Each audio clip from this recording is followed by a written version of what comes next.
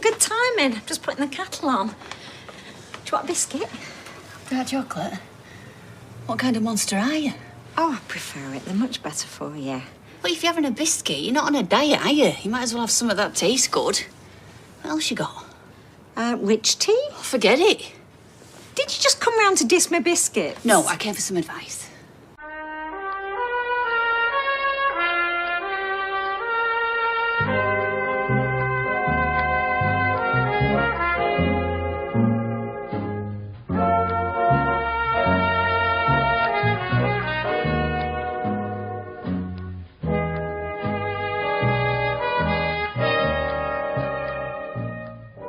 Hello and welcome to episode 127 of the Talk of the Street, an unofficial Coronation Street catch-up podcast that knows we live in troubling times, that the political atmosphere in many parts of the world is toxic, that wave upon wave of a deadly virus continues to ravage our communities, and loved ones are once again being asked to isolate from each other, and Donald Trump Jr. looks more like that asshole from Die Hard than I thought possible, but still the most upsetting thing that happened last week was this.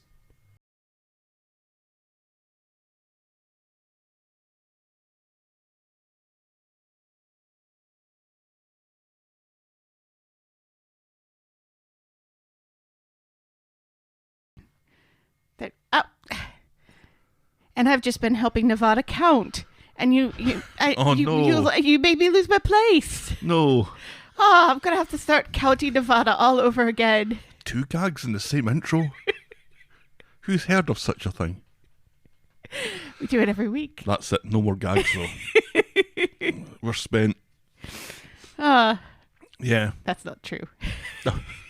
I think I have one more gag. And I'm sure we'll come up with many more as we discuss this week on the cobbles. 2, you think? We might get to 2. Who knows? How are you this week? Numb. Yeah, it's been a little bit of a numb one, hasn't it? It really has.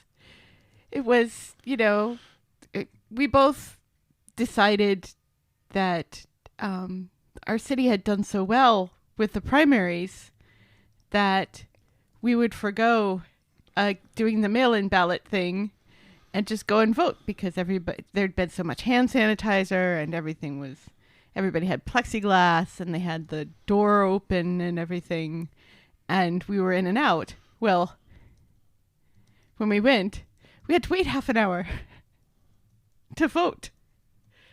And that was crazy for our teeny tiny wee town of 5,000 people. Yeah, it seemed that when the polling place opened at 7 o'clock, there was already a line. There was 100 people, according to Patrick, who was working there and who I bumped into this week. And that was it up until about 2 o'clock in the afternoon. And then it kind of subsided a little bit. And then it picked up again. Because when I took Nick to vote at 5, it took him like 45 minutes to get in and vote and come back out. He was 45 minutes, well. Yeah.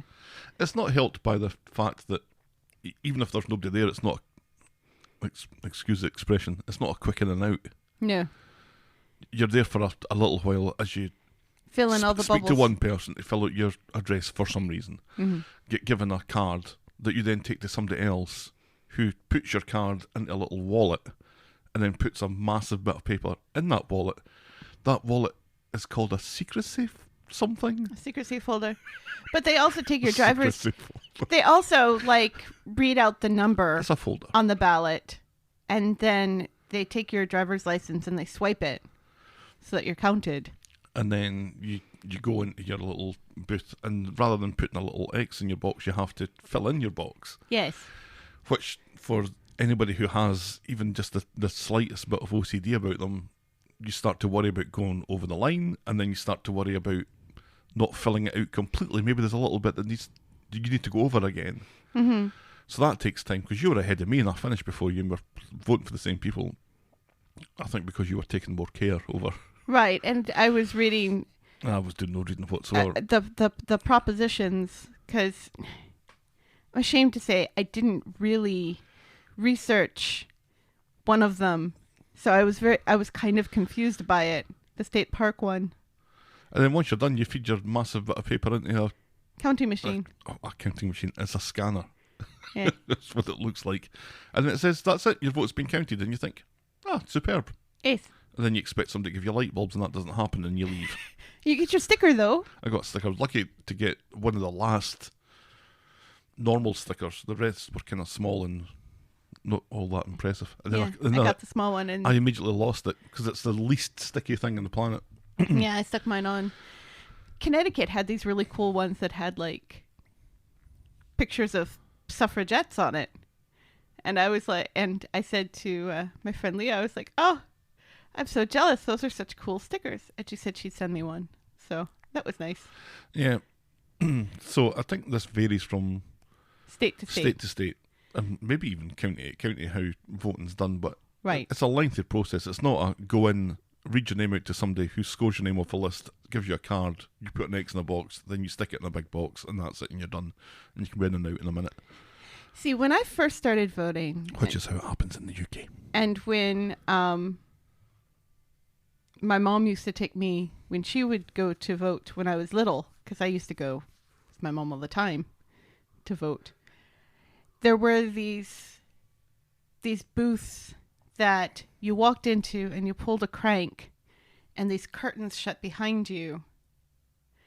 And then there was like this pegboard thing where you flipped a switch for each of the people that you wanted to vote.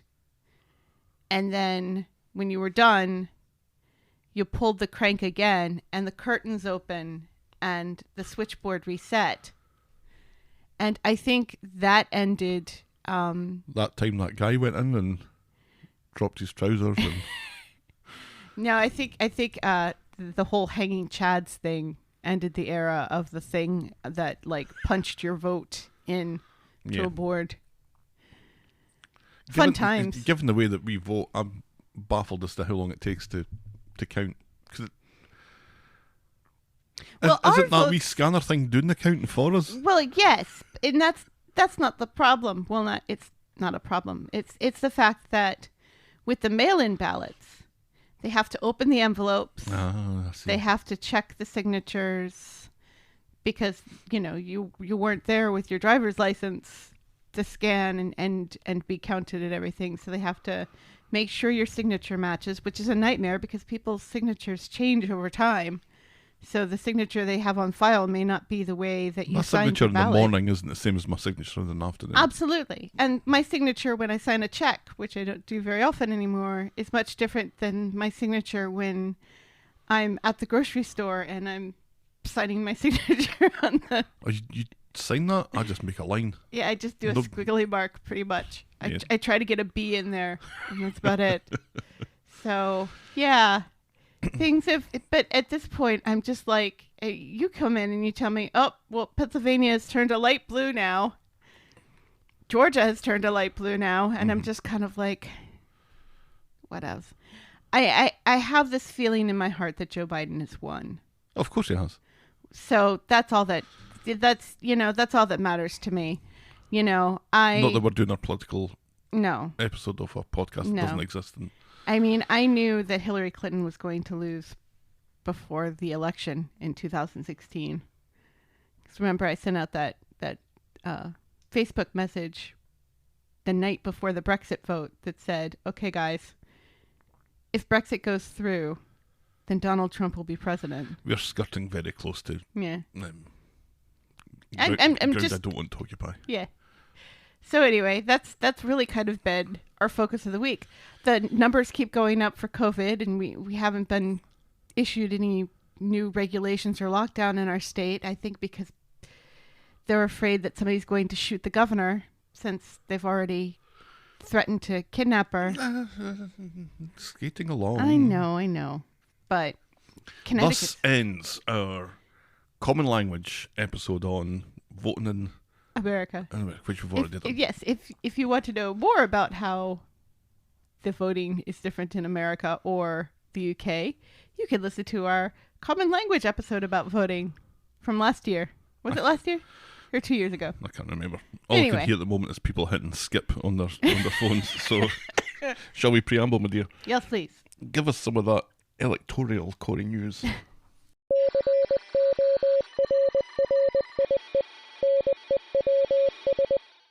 I want to know what fucking Alaska's been doing for the past 4 days, because it's still sitting about 50%. Nobody cares about Alaska. Nobody cares. It's typically red, so Yeah, whatever. Sarah Palin can see Russia from her house. Swinging anything. Like, No, they have. It's like when Betty came in all excited because DC voted for Biden, and I was like, that doesn't matter at all. Count. That doesn't count.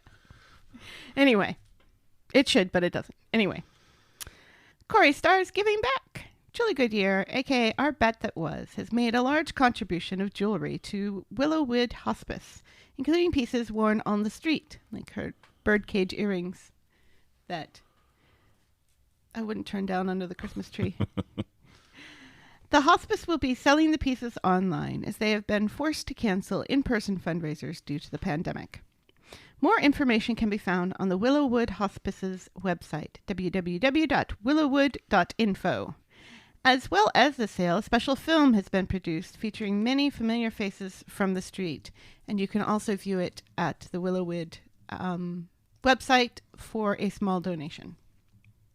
So that's nice. That's nice. Yes. And thank you to Willowwood Hospice for sending us the press release that gave us this information. Yep. Yes. Yes. More of that, please. Makes your job a bit easier. It makes my job a bit easier. Yes. I will never turn down a press release. I maybe shouldn't say that. Anyway. 2020 continues to not be Beverly Collard's year. Oh, no. The poor woman has had issues with her hips, leading to a hasty exit from the street and having to turn down rolls. And now her poor wee dog, Norman, has died. Oh. Yeah, the poor thing was only 15 months old. What? They had rushed it to ICU and had done everything they can, and the poor wee dog died. Ugh, our hearts go out to Bev during this time, because we know what it's like to lose a dog. Oh, I can't talk about that. No, we still can't talk about that. I called Dobby Teddy the other day. I do it all the time. It kind of answers to it now. They're kind of the same color, which is the problem, I think. Mm-hmm. They don't look at all alike. No, they're very, they're very different dogs. Same Both in color. personality. Same color. So what on earth was wrong with the puppy? I don't know. They didn't say. It was just it had very bad diarrhea and couldn't keep anything down and was just puppies and kittens are very difficult to keep alive. Anyway, moving on. Finally, last week we speculated that Corrie would go on during second lockdown, and this week we can confirm that filming will indeed go on while adhering to very strict health and safety protocols. So no skipped episodes for us moving forward through second lockdown, which I am of two minds about. Because, yay, good, I'm glad everybody's going to get paid and everything, but on the other hand, it's fucking scary out there. And I don't want anybody else on the street to catch it. The world is fucking terrifying. It is terrifying. I think it always has been terrifying. I think it's more overtly terrifying. Yes. The world is fucking frightening, and that's Corrie News. Our mailbag. Chloe from Nova Scotia wrote in to say, in Canada, we've been joking a lot about the election that's going on in the meth lab in our basement. But I honestly hope you guys are okay. Oh, well, thank you. Thank you very but much. Also, clear a space on your couch for us, will you, please? Yeah, there's no rampaging villagers with pitchforks and Not yet. and melted tar. Not yet. Yeah. Apparently, not in our neighborhood, but in another neighborhood nearby, there's a guy who rides around in his tractor, honking the horn and shouting that Trump has won or something. This is the last I'm going to mention about it. But it's that guy with the pickup truck Oh, yeah. at QD, where I get my coffee in the morning and where I get my gas. Not that we've been drinking Not that I'm doing gas station coffee either. at the moment. No. But in the back window of his pickup truck, he has, in large impact font, Trump 2020, fuck your feelings. Mm-hmm. And when you see that for the first time, it's genuinely a little shocking. And I know that's rich with the filth that comes out of my mouth on a daily basis. Right. But to see that kind of broadcast... You don't say fuck your feelings to people, though. Not in public. Is that's not also the guy who had behead the beheaders in Gothic letters on the back of his SUV, is it? Hindsight corner.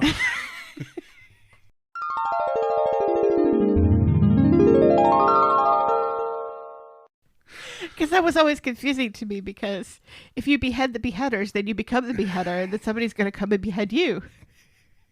It doesn't make sense. Blue, blue, blue, blue, blue, blue, blue.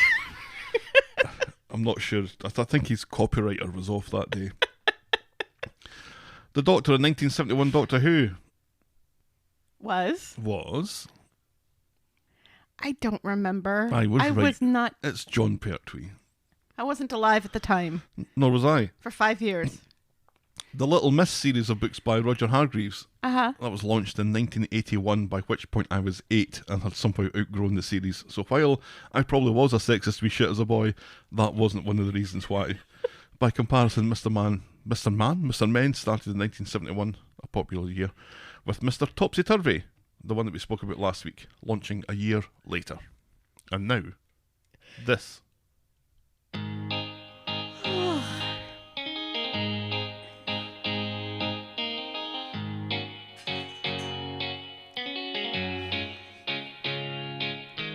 Welcome, welcome, welcome. Welcome to Last Year Tonight this morning with me, John Oliver. Just enough time to quickly talk about Massive Gay Anthem. Remember this? Mm-mm. This was David's wedding song. I'm coming out. Because he just got out of jail, you see. And he thought that's right. that'd been chosen by Billy, but it hadn't been. In fact, it'd been picked by... Gail. By Gail, correct. I was Gavin, and you were a Rod Skull of Rabbits, or something. You said it like 3 or 4 times, and I still haven't... And I listened to it back 3 or 4 times, and I still have no idea what you were talking about. I don't know what I was talking about That was my suspicion. either. Well, I knew what it was I was talking about then. Oh, I know what I was talking about. I was talking about Tolkien. What's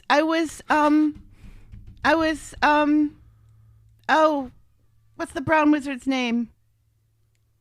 Oh, anyway, it was right before we were doing Where's that elevator music?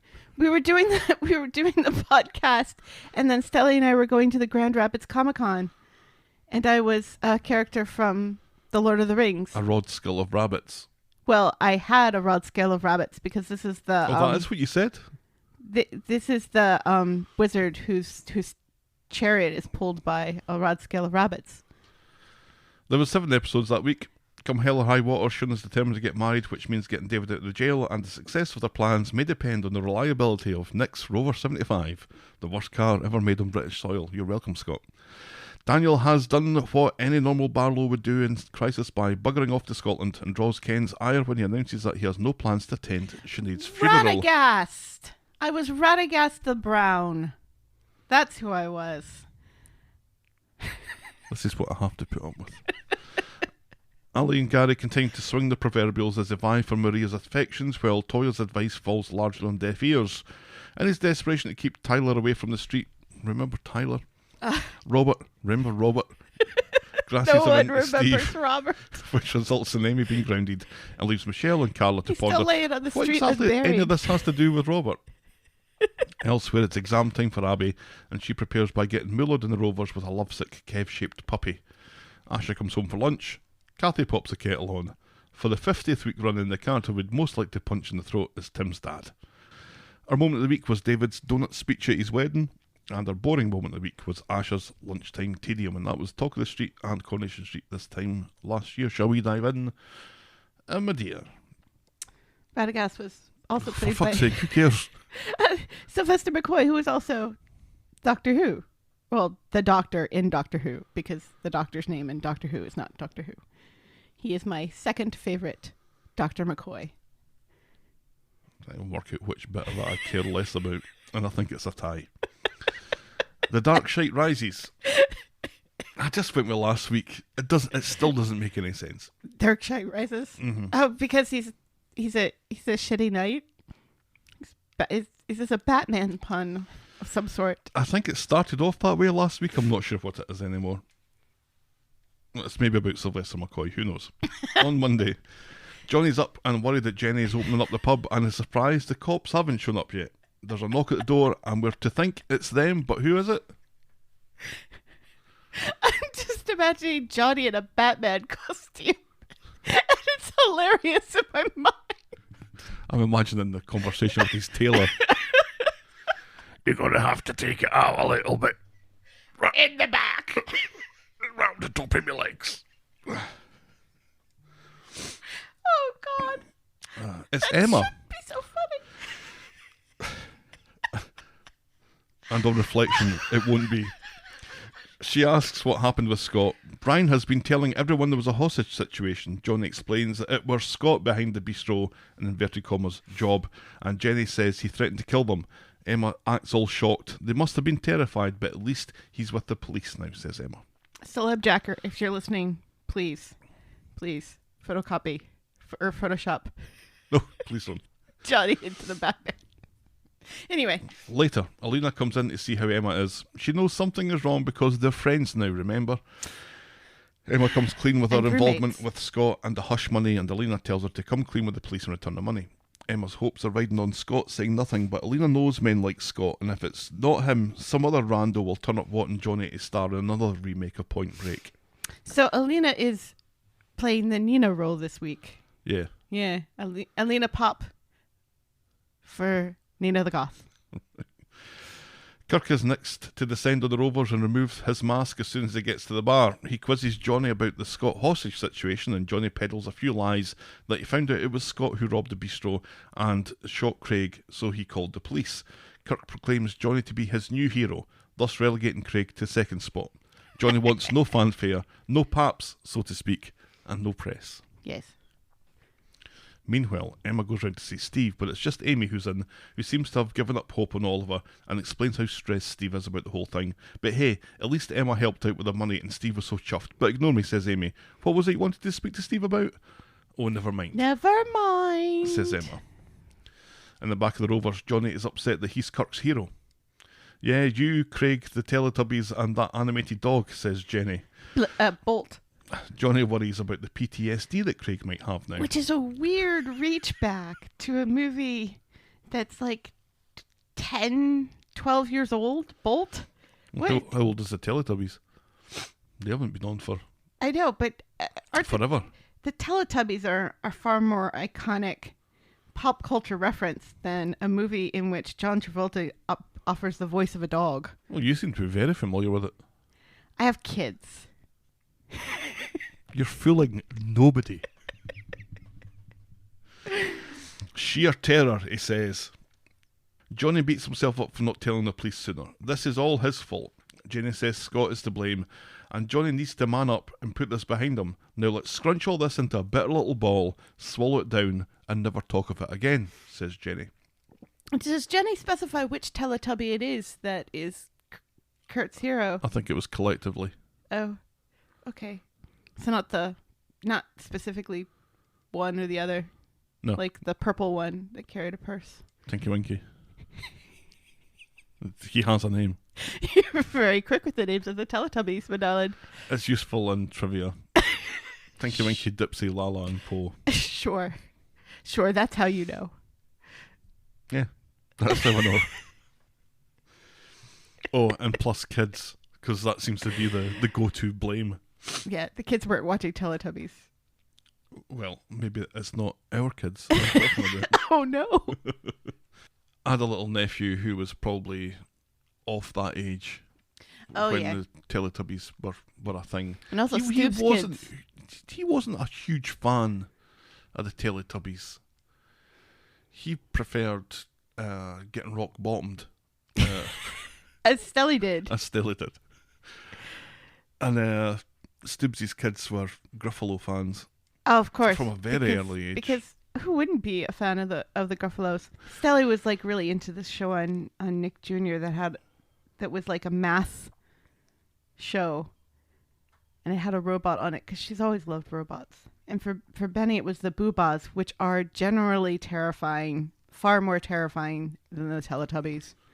The Boobas. What you want to do is watch the Teletubbies in black and white whilst listening to New Order. There is nothing scarier. It's like a Stephen King nightmare. Anyway, Emma is on Maxine's bench and Alina gets her on her case again when they're interrupted by the police who ask Emma to accompany them down to the station. And at the station, the cops reveal that Scott has dropped Emma in it and told him that he gave her $5,000. Why would they do that, do you think? Why would they drop Emma in it? Right, and not Johnny, who is genuinely mad. Yeah, this makes no sense. Because he's not mad at Emma. No. I get the impression he rather likes Emma. Because Right. who doesn't? Right, because Emma is very likable. Because plot, my darling. There are so many things that happened this week just so something else could happen. And it's exhausting. It does make the gods of plot very happy. So, Emma thankfully discards Alina's awful advice and denies everything. She has no idea why Scott would say that, but Scott is a criminal and criminals lie, she says. She had no idea Scott had anything to do with the robbery. Everybody says she that. knows fuck all about fuck all, and Scott is a filthy liar, she finishes on. Filthy, filthy liar. After Emma goes round to see Steve and spill the truth about Scott and the bribe to keep quiet, she admits to having been spoken to by the police, and Steve is outraged, worried that Emma could go to prison. Tell me what to do, and I'll do it, she says. God, she has so... She's never been in this situation in her life. She has no idea what to do. She's thrown herself, not at Steve's mercy, but... And she's so... Steve's intelligence to get her out of And she's so down on herself. That's the thing that bothers me the most, is that she keeps saying, I can't do anything right. I've never done anything right in my life. I'm so horrible. And it's like you did a bad thing, but it was a bad thing for a good reason. Mm-hmm. You know, it's not like you killed somebody like Tracy. And she will kill again. But Emma was just trying to... She was scared. Mm-hmm. Right. I like how she gave the explanation of why she looked in the bag, because it was a bag. Right, yeah. Which I actually kind of bought. I do buy that. But I have to look in bags. because of that time... If that's true, then why hasn't she been caught looking in people's purses that are left on the counter and everything? Well, she just did.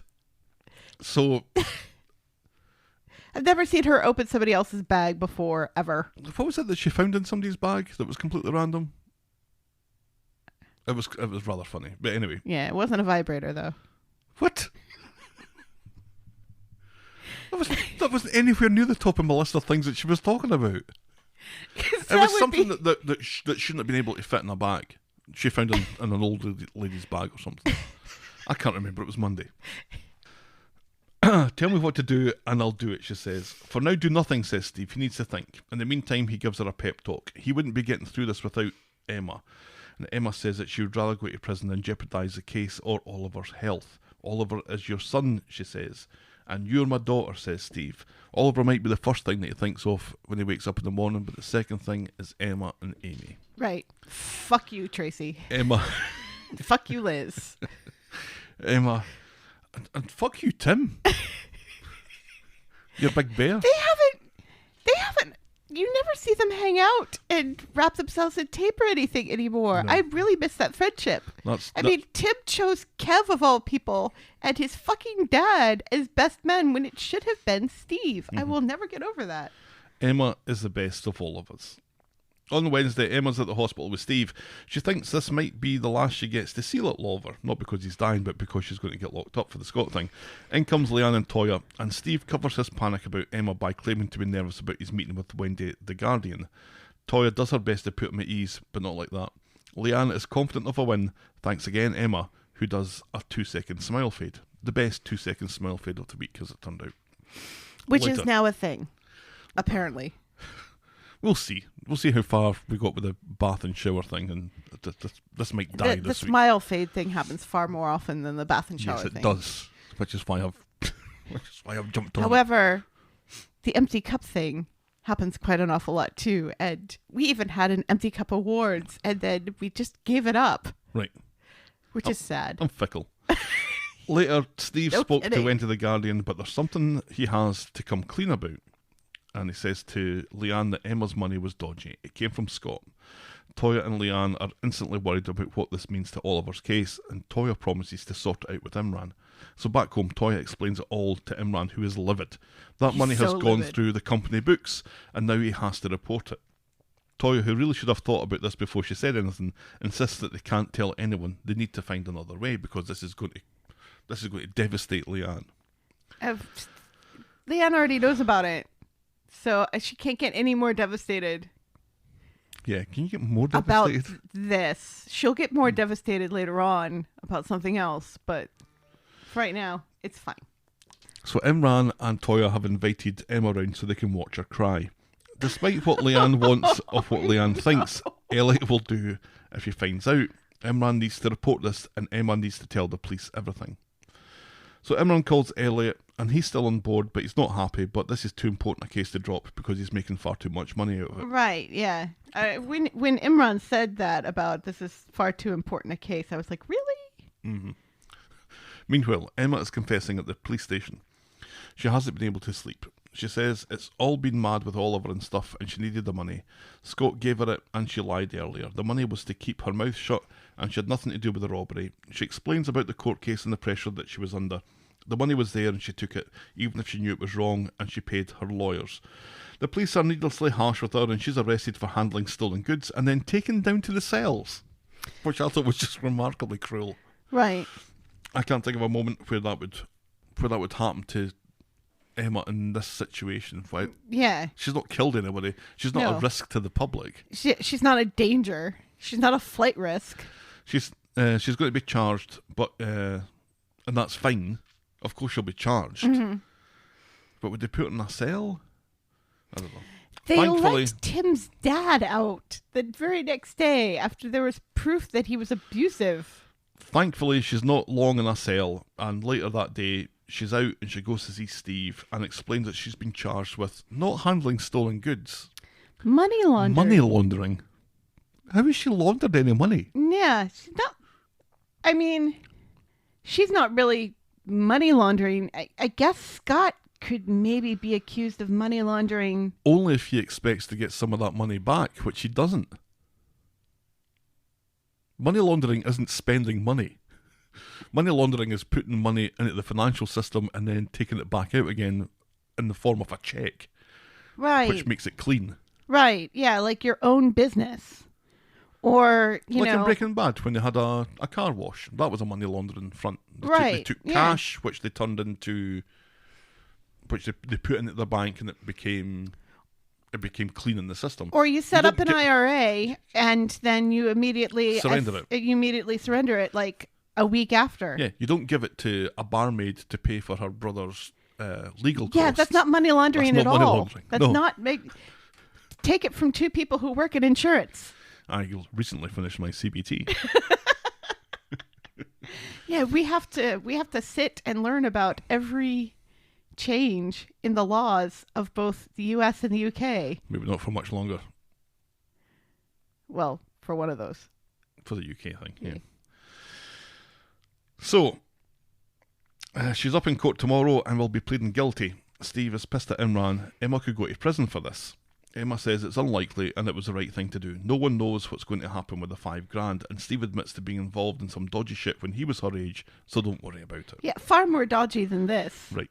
And we're going to step away from this storyline and then come back to it later. At the end. So, this was all about Emma and Emma's handling of this situation. Right. Where she's kind of put in this really pressurised decision-making situation where she has this money, she didn't know what to do with it. She thought she could do some good with it. Mm-hmm.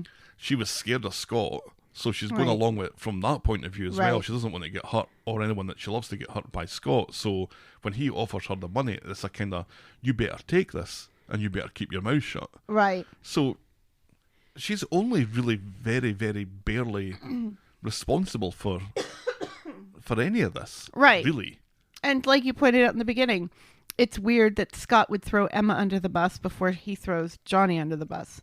Because he's obviously not thrown Johnny under the bus yet because nobody has come to arrest Johnny. What beef does he have with Emma? None. This wasn't Emma's idea. She's not blackmailing him.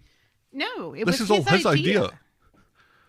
The guy that is deserving of this 100% is Johnny. And, you know, who had the audacity to collapse outside the car. It wasn't even the first time, because remember, Scott made a large donation before of money that actually wasn't dodgy. And well, not that we know of. Right. And was fine. So, it like you said, it genuinely felt like Scott genuinely liked Emma, because everybody likes Emma. And none of this makes sense at all. Like when it was in the previews and stuff, I was like, how on earth did they find out? Emma must have confessed. But no, Emma doesn't confess. She did a pretty good job of covering her tracks the first time she went. Right. I mean, she was obviously guilty. she was shifty eyes, but And both times. if she just stuck to that storyline, Eh. then... Well, that the wouldn't police would- it really wouldn't have made sense because the police would have found out that she works there and he was staying at that B&B. So for her to say, I have no association with this person. But she didn't. Well, she did because she worked there. She worked there, she knew him, she saw him coming and going, but she had no association with him. She knew who he was, but she admitted that. Mm. Does she have association with everybody who goes into the bar? Yes. Does she? Well, the regulars, and he's not just going to the bar, he's living there. So she's associated with any criminal that goes into the bar for a drink? Well, no. It's No further questions. not that he's going into the bar to drink. It's that he's living there, is what I'm saying. So he But would, it's a he's B&B. a regular. It's a B&B. It's not as if they're putting them up in their own home. It's a business. It's like if it literally was a putting hotel. them. If it was a hotel, They're literally putting them up in their own home. it's a B&B. It's a business transaction. She knows who he is. She still doesn't have any association with him, I wouldn't have said. They don't have any business together. Right, but she knows him. Which she didn't deny. Anyway, let's go to something else. Roxy Music's greatest hits. Another storyline where things happen just so other things can happen. Nope. No, Not again. no. Please, again. God, no. I've already scrubbed my brain with bleach and hydrochloroquine No. to remove That that cures COVID. image from my head. On Monday, tensions are still high between Abby and Debbie because Abby forgot to pack Jack's lunch or something. Abby wants to know from Kev how long she has to put up with this shite, and then she goes off for work. So Kev, tactful as ever, asks Debbie how long she intends to stay. Debbie tells him to grow up here. There'd be no tension if Kev reminded Abby who was boss. All Kev wants is for the two of them to get on with each other. Yeah, That's never going to happen, really. yeah. Kev's the boss of that house. Sure. Debbie goes round to the garage to speak with Abby, who makes her way as she tightens a spark plug or something, I don't know. Debbie While explains... wearing a mask. the So she's wearing a mask when she's working on a car in bits that not facing another person, not talking to another person, and working in bits that no other person is going to touch anytime soon. And then once another person please comes clear your up, throat. then Go she on. There we go. then she immediately takes it off. Right. I've read articles saying just stop We should just- nitpicking yeah, we should over stop every nitpicking it. little Yep. thing, but it's considering how serious COVID is and how many people have died, it does matter when it doesn't seem like people in a TV show which are acknowledging that COVID exists don't seem to be taking it seriously. It does matter. Debbie explains the conversation that she just had with Kevin and claims Abby would have no relationship with him if it wasn't for her. Abby claims that they were all happy before she showed up.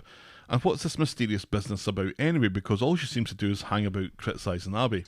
Debbie clams up and tells Abby to mind her own, but admits it's to do with property and then calls Abby a gold-digging lech and heads off to a meeting. Right, because apparently Debbie is paying rent while visiting her brother? Mm-hmm. What? I don't know. I kind of don't really hear an awful lot of what Debbie says because I'm too fixated on how her arm is constantly at this kind of angle to hold her bag. Her handbag? Or she's got this strange arm posture where her hand's kind of pointing up like she's about to do YMCA or something just to make sure that her accessories don't fall off. On the ground. Mm-hmm. So Kev sneaks up on Abby at the garage, but she has eyes on her arse cheeks. Two moles that Kev is particularly partial to, apparently. Oh, bok. That's not weird. Abby explains about her meeting with Debbie, who accused her of being a gold digger, and she tells Kev to grow up here, which Kev points out is exactly what Debbie said. Abby brings up this mysterious business again, asking what exactly it is that she does. Property, says Kev. Then they see Debbie going into the bistro. Abby gets Kev to call Debbie and ask her to meet for lunch, which Kev does, but Debbie tells him that she's in town with a client. Boom, says Abby.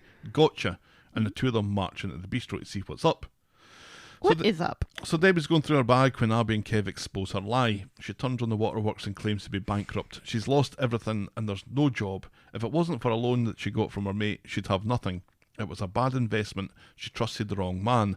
All the while, Ray Weinstein is hanging around in the background, watching and hearing everything. Yes. And he says, "Are you all right, ma'am? Are these people bothering you, ma'am, who I've never seen before in my entire life, ma'am?" Mm-hmm. Yeah. Kev is Not confused. dodgy at all. Why give him the money from Auntie Vi? And what about the place in Turkey? The money was before this happened and she lost the place in Turkey. She's so sorry for lying to them both. Kev wants to pay her back, but Debbie won't hear of it. She'll get back on her feet. And Kev insists that she stays with him as long as she likes. Debbie goes off to powder her nose and goes on the phone immediately, saying that she's dodged a bullet and they need to talk with whoever it is that she's on the phone with. Abby goes to see Sally, who's having a few cookie treats. "Dark chocolate," says Abby. "What kind of monster are you? You might as well have something nice. What else you got?" And Sally offers rich tea. "Oh, forget it," says Abby. "Did you just come round to diss my biscuits?" asks Sally, which I think is line of the week. Abby explains about Debbie losing everything and needs some advice on how to make it up to her. Sally suggests having a spa in the hot tub, but Abby points out that Debbie thinks hot tubs are for swingers. "Does she now? Does she now?" asks Sally. Abby says Debbie likes wine and Indian food. "Then take her out for a fucking curry," says Sally. She's had enough of this. Later, Kev is planning his famous chili.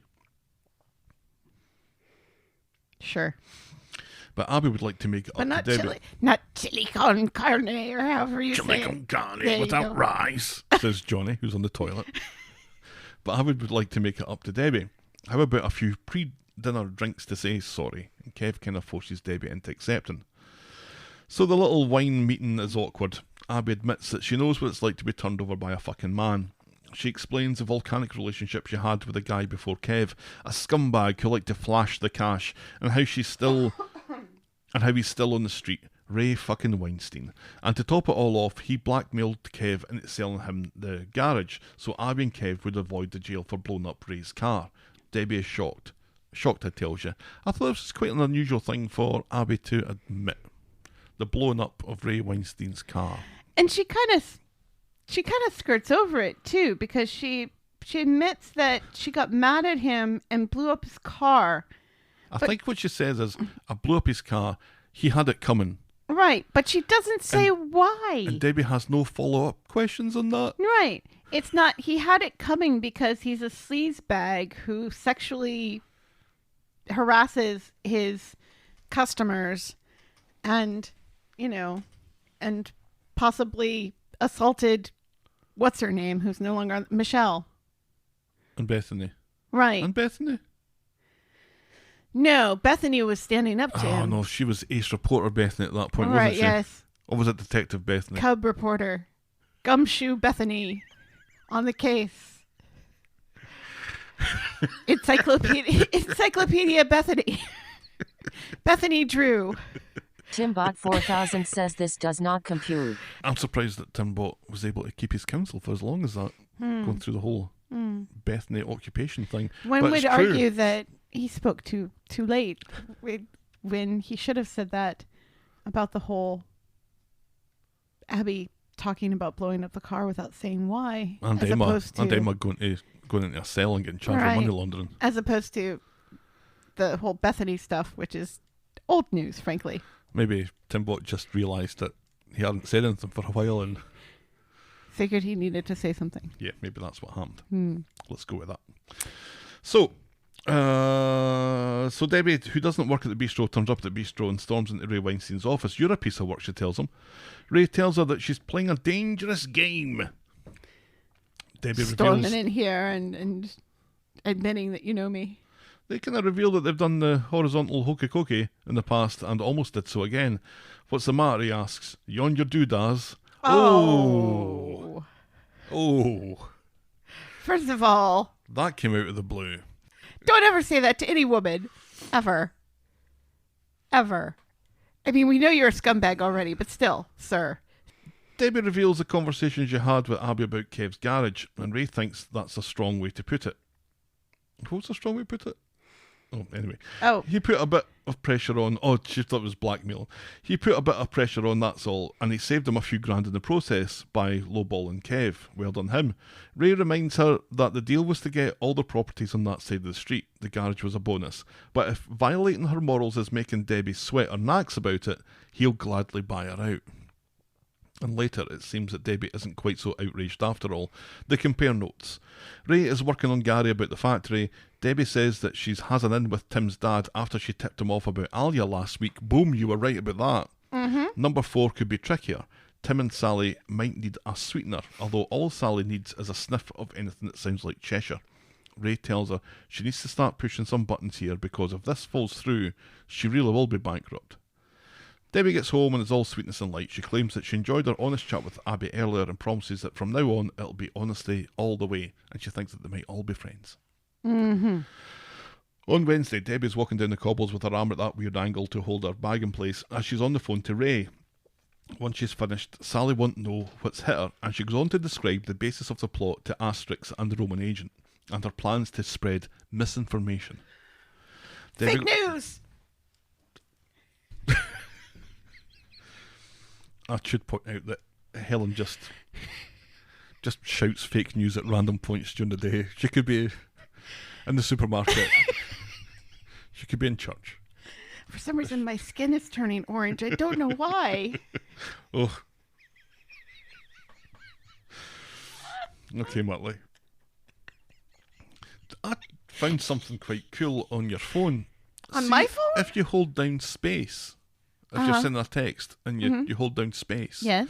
and You can move it around. You get a little tactic response, and when you move your thumb left or right, it moves the cursor left or right. Yeah. You just now realised that? I just discovered that this week. Really? Mm-hmm. Wow. Debbie goes round to see Sally and butters her up about it. I don't know if that was Anything. just popped in my. Yeah, you picked up your phone. I think it was. Oh dear. Debbie You're goes round to losing see. it. Maybe I was just trying to get the image of you turning into Donald Trump out of my head. Debbie goes round to see Sally and butters her up about her new cardi and her new chimenea. Yes. Did I say that right? Chimenea. It's fine. And she says, what is that color? And she says something which is incorrect. And then Sally says, I think it's just called pink, when it's clearly mauve. That sweater is mauve. If you're expecting a reaction from Timbot on that, you're sorely mistaken. Mauve So, is a pinky purple. It's only just lavender. arrived. Sally is sorry Debbie lost her job and offers to open any doors that she can for her. Thanks, Sally. Thanks, Sally. Debbie knows. Disgraced mayor of Weatherfield. Debbie knows that it hasn't been easy living next door to that monster. She always saw Sally living leafier and posher than Coronation Street. Sally would move in a heartbeat, but she couldn't leave her conservatory and her swingers hot tub. It's urban Cheshire. A gowned Tim comes down the stairs wondering where his favourite pants are. It seems they're in the dryer, and he's happy to hang loose until they're dry. Right, so he's hanging loose. You know, He's how sitting on comfortable would you be wearing just a robe with like one of my friends in the house? Not at all. No. I certainly wouldn't sit on the stairs. Right. Legs spread. I'm going to use the word akimbo. Later, talk moves to Faye's new bloke, Noah, and Debbie asks if Sally is doing one of her famous spreads, but not like that. That's Tim's job, to christen the chimenea, but not like that. It's got Cheshire written all over it, and Sally's taken in. Plus, it's a united front against Tim's dad. Debbie offers her assistance just as Tim's pants are ready. So Tim and Debbie are walking back from Fresco's with a stolen/borrowed trolley full of stuff. Sally is shocked and embarrassed and tells Tim to dump it outside Gail's. Did that happen? That happened, didn't That it? did happen. So, because I guess it's something Gail would do. Gail, her Have I just- supposedly best friend. Have a discarded shopping trolley in your garden. I lived next door to a guy who had a discarded shopping trolley in his garden just as we were trying to sell that house. Not right now, though. We had words. Yes. Then Tim's dad happens along. He'd be well advised to keep a low profile, but instead he starts to some chat with Sally, and Sally bats it away, announcing that they're celebrating Noah and Faye, and Debbie advises putting his earplugs in because once she and Shania Twain get going... Again, a very odd pop culture reference. Shania Twain. Really? She from can't... from 1998. Right. Come on over. Yeah. Shania Twain? That Hello, doesn't... boys. Why? This would have been the perfect time for her to mention, oh, I don't know, Roxette or Right. or Annie Annie Lennox. Lennox. Even more cutting edge than Shania Twain. Right, but at least it would go with her look. Right. Yeah, that's true. The 'Cause- chimney is going and Noah is late. Faye looks unhappy with Debbie's involvement in the conversation. Tim's dad comes out into his garden and starts dramatically coughing because there's smoke coming from the chimney. Right. No rules against him standing outside, he says, and Sally tells him that he can get to fuck if he thinks he's getting an invite. Tim's dad pretends he's already been and has taken a piss in their hot tub. Okay. And put like green wood in the chimney or something, and that's why it's so smoky. And he thinks that the water in the hot tub is going to be yellow and foamy. I'd go and see a doctor if I were you, Tim's dad. Tim's dad pretends he's... Well, I've already said that. Debbie continues to fluff Sally's ego about her garden furniture despite Faye's attempts to point out that it all came from a petrol station. Fun fact, there does seem to be some fencing up at David's side of the garden with hazard signs on it. So it's almost like they are acknowledging that sinkhole that nobody mentions this week is still there. Out comes Tim's dad again with his own ghetto blaster playing a Mr. Boombastic by Shaggy. Again, a weird cultural reference. For a man of his age. Are we just licensing music from 1998 this week? Seems to be, and I'm just digging a hole for hindsight corner, but never mind. At 1998. And doing a dance that frankly should be reported to all relevant authorities and as many irrelevant authorities as you fancy. Maybe Bolt came out in 1998 as well. I have to say, as much as I hate Tim's dad, seeing him dancing to Mr. Boombastic, That was kind of funny. he gave his all. Ian Yes. Bartholomew gave his all doing that Yes, dance. he did. And it was well worth it. It was funny. That I laughed. I And then did. covered your eyes. He I demands, laughed while covering my eyes. he sold it. He did. I He mean, did. Kudos where it's deserved. Yeah. He's got some moves. He demands respect as a DJ, but Sally scoffs, Like imagining it, Jagger, ironically, same age. imagining it some astronomical luck that his choices in music haven't killed any patients yet. Debbie winds up Tim, telling him that if it was his daughter whose day was getting ruined by Tim's dad, she wouldn't be able to control herself. So Tim throws an ice bucket over Tim's dad's trousers, and Sally is dead chuffed by this. Debbie goes round to see and upset Tim's dad. Why has Tim turned against me so? He asks, rather over dramatically. Let's count the ways, shall we? Yes. Debbie thinks Sally eggs him on. She slags him off good style. Tim's dad doesn't know why she cares, first warning him about Alia and now this, and she claims to be a man's woman. She knows there's more to Tim's dad than meets the eye. How does he sit back when everyone's roasting the fuck out of him? How does he manage his testosterone? Now a very riled Tim's dad wants to know what Sally's been saying. Oh. So later, Debbie's background at Sally's. The insinuation that Tim's dad is hot and testosterone-y? A sexual beast. Rawr.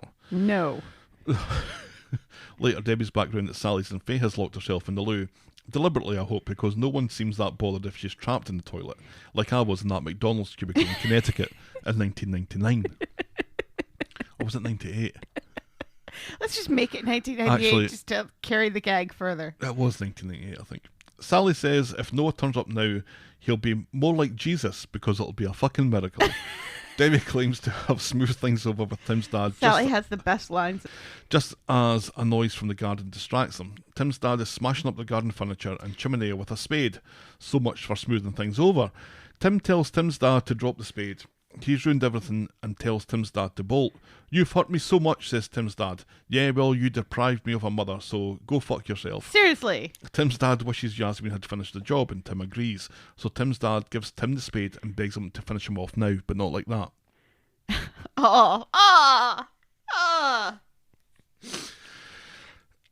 That's why do you put such images in my head? You'd have put that image in your own head. Tim I tells him hadn't to yet. calm down, and Faye tells him to stop it. Sally calls him a nasty, evil man, and Tim calls him sick, and Tim's dad, who looked like he was about to take a swing at Sally, shirks away from Tim. I wondered how he got into the The garden. Did he There must jump- be a. He must have jumped the fence. Oh, there must be a gate at the far end. Jumped The the fence. atmosphere has. He hasn't jumped any fence. I don't know. I mean, With you the saw mo- his moves with Mr. Bombastic. He's Wasn't an pretty awful lot of limber for jumping an going old on there. man. The atmosphere has calmed and the tidy up has begun. Debbie doesn't know how Sally can live next door to Tim's dad. Sally is more concerned about about her chimenea and wants to call the police. Do that and it could go on for years, says Debbie, who knows what Weatherfield police are like. Yeah, but I mean, I get why she says that, because she doesn't want the police involved, because she wants them to move. Right. But still, if they called the police, then there would be a record of Tim's dad doing something violent and irrational against somebody else You're a and stickler for causing police damage. records. And, you know, that would help Yasmin's case for them to have this on record, one would think. My attorney once told me, document everything. So I'm passing this information on to you, Sally. Call the police. Even if it's just Craig, who's going to find out anyway. The gods of plot are looking badly at that. Yeah. Later, we learn from a conversation between Tim and Sally that Noah has dumped Faye, who is going to speak with Craig about it. Lads are a waste of space, says Tim.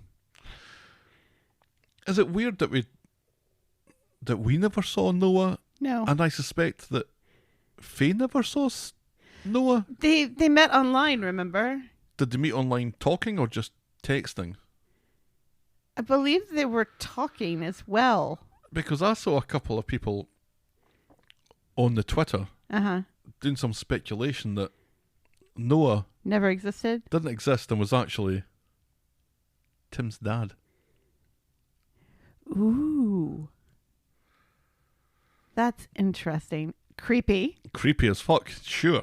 But interesting. I thought it was it was just a poor plot device that they didn't want to throw money at in order to get Craig and Faye together. Easy, Tiger. We'll get to that. Unlikely as that coupling is, because Craig is gay. Debbie makes another play about Sally and Tim moving. Tim's dad certainly won't be ready to move, and if they call the police, it'll just escalate. Sally thinks Debbie might be onto something. Maybe they should move, but Tim is not for budging. No. Faye and a bandaged Craig are pissing on Noah in the community centre, not literally. You'll find someone else, he tells her, someone better. From now on, all her energy is going into work. Craig, who's enjoying bad-mouthing a guy he's never met before, has an idea to cheer her up. And that idea is to take photos of her being cheery. And posting them on the gram. That'll show Noah what's what. Be happy and strong and gorgeous and cool, he says.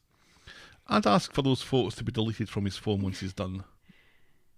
Just to be on the safe side. Was it? No, it was her phone, wasn't it? Didn't he take her phone to take the pictures so that it was posted on her Instagram? Just to be on the safe side. Noah is a nobody. And the photos Nobody Noah. are going all over Insta. Nobody Noah's. Debbie goes to see Ray and tells him about her fruitful day. Number 4 will be theirs sooner than they thought. But Ray doesn't seem all that impressed, thinking that she's counting her chips before they're cashed. And it all does sound a bit shite when Debbie explains about the broken chimenea. Back at Sally's, she's already on the real estate websites and Tim isn't happy. This place is home and it's not worth moving for that shitbag next door. Sally doesn't think that she has the energy to fight anymore and she worries about Tim's heart. Can't they just walk away? Renee. On Friday, Abby drops in to see Sally. How you diddling? And she's heard about the kerfuffle from yesterday. Sally reveals that this, combined with Faye being temporarily down in the dumps about being chucked by someone we, and presumably she, has never met, has made up her mind. She's putting the house on the market, and Abby is shocked that she could walk away from a hot tub and a conservatory. Anything to get away from that reptile next door, says Sally. They make such a big deal about that conservatory. Right. It could hold her Tim's dad, so... Meh. Craig is trying his best to get Faye to not eat chocolate and get into her knacks. Right. When Tim's dad comes along. How? That was very disturbing to me, the whole, oh no, you shouldn't eat that because then you'll get fat like I used to be. Mm-hmm. Conversation right. was off-putting. You did not see the soapy slip-ups, did you? No. It were good. Were they good? It were one of the highlights of the week, Oh. because I will happily admit that I had very low expectations for this. I thought they're going to fuck this up, but they didn't. It was great. It was really funny. One of the funniest bits was a very young Craig in Devs. Oh, it's like, I don't know, many, many years ago. Right, yes. And he's kind of awkward and clumsy Right. as he's in the store, and he backs into some groceries that are on shelves behind him, and the whole cabinet or whatever Just topples over. And you see, I think it's Kev who's in the store, Michael Lavelle, who just looks at the camera, and you can just see him saying, "Oh, for fuck's sake, this is going to take ages, because a prop guy is going to have to put this back up again." But not only that, make sure that everything is put back in the right place. Absolutely.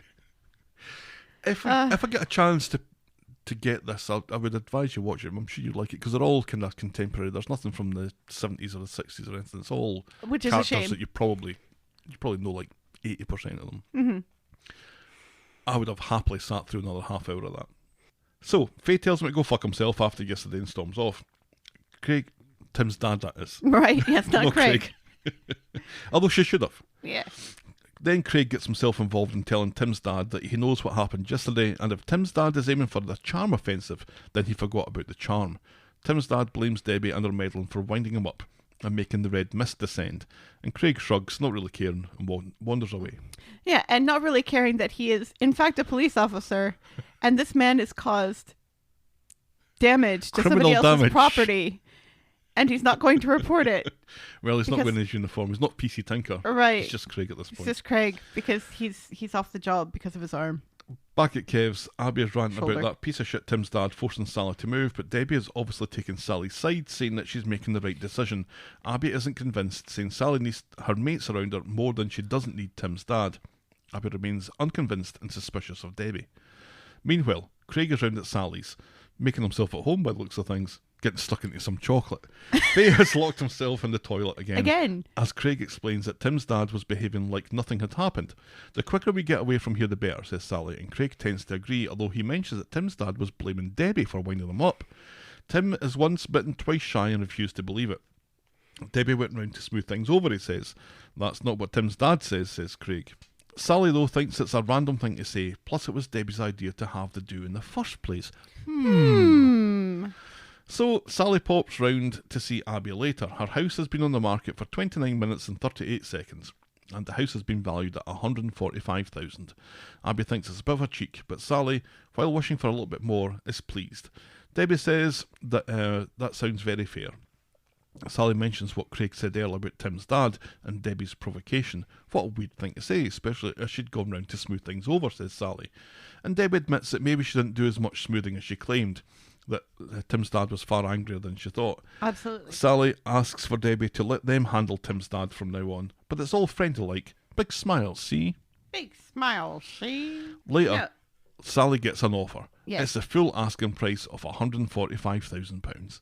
Already? Debbie suggests During a pandemic, it's a miracle. biting their hand off for Sally, but Sally wants to see if other people are interested, and maybe they'll get an even better offer. Right, if somebody's already interested at this price Right. already. Debbie makes another play.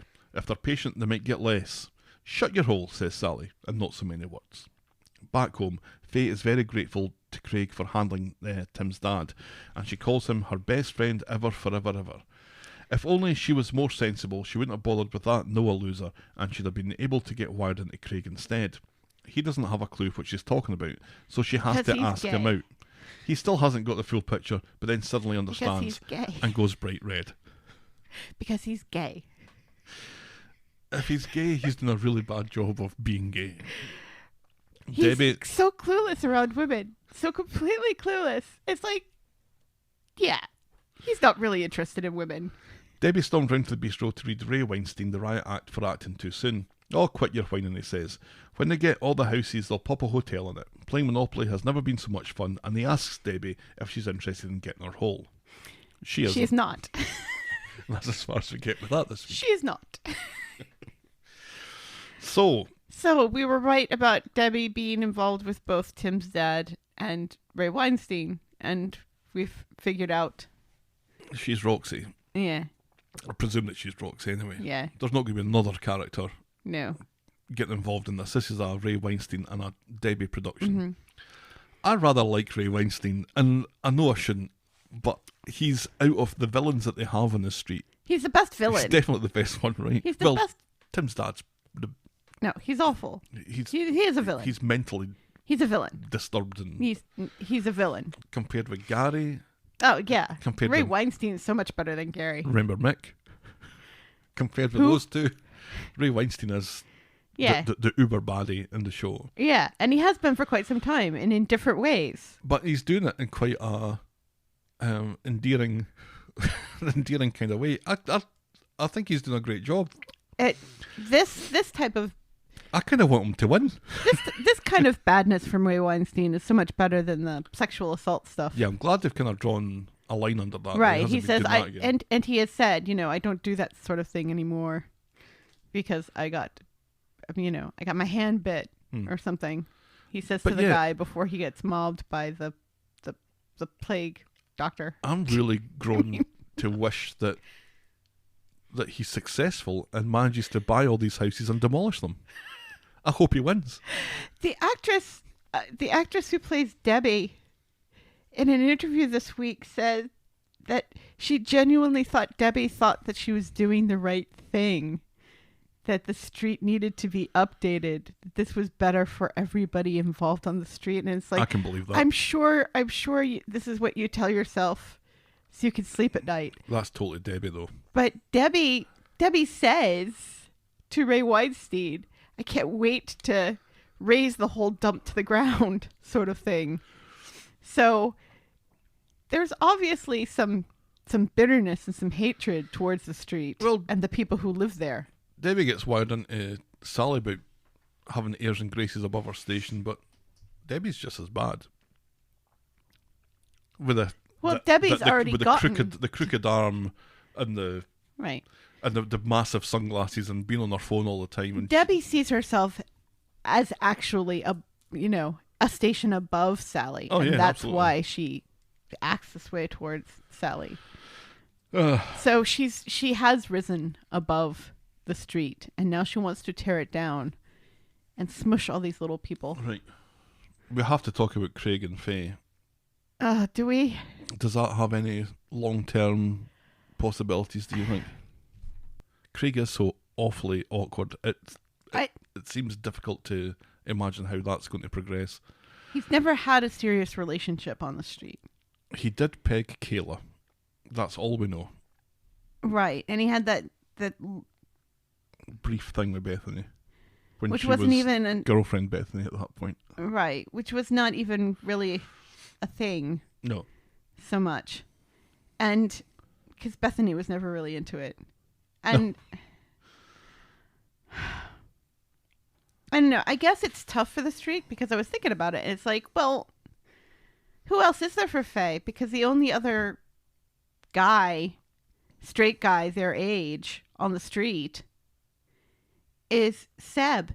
And she's already had a relationship with Seb. So unless they introduce some more young men in their 20s, I guess Michael. But Michael's like an older, like a 28. Oh, yeah. He's much older, yeah. That would be creepy. Right. But, I mean, James is gay. He's not gay. Paul is gay. The whole Billy. Faye and Seb thing kind of worked when the two of them were very much lesser characters that nobody really cared too much about. Right. Faye seems to be getting a few more bits and bobs here. She's come down the stairs of discovery a few times, and she's her. Remember when that was a thing? All right. It continues to be a thing. Look at stupid Todd. Right. Stupid Todd.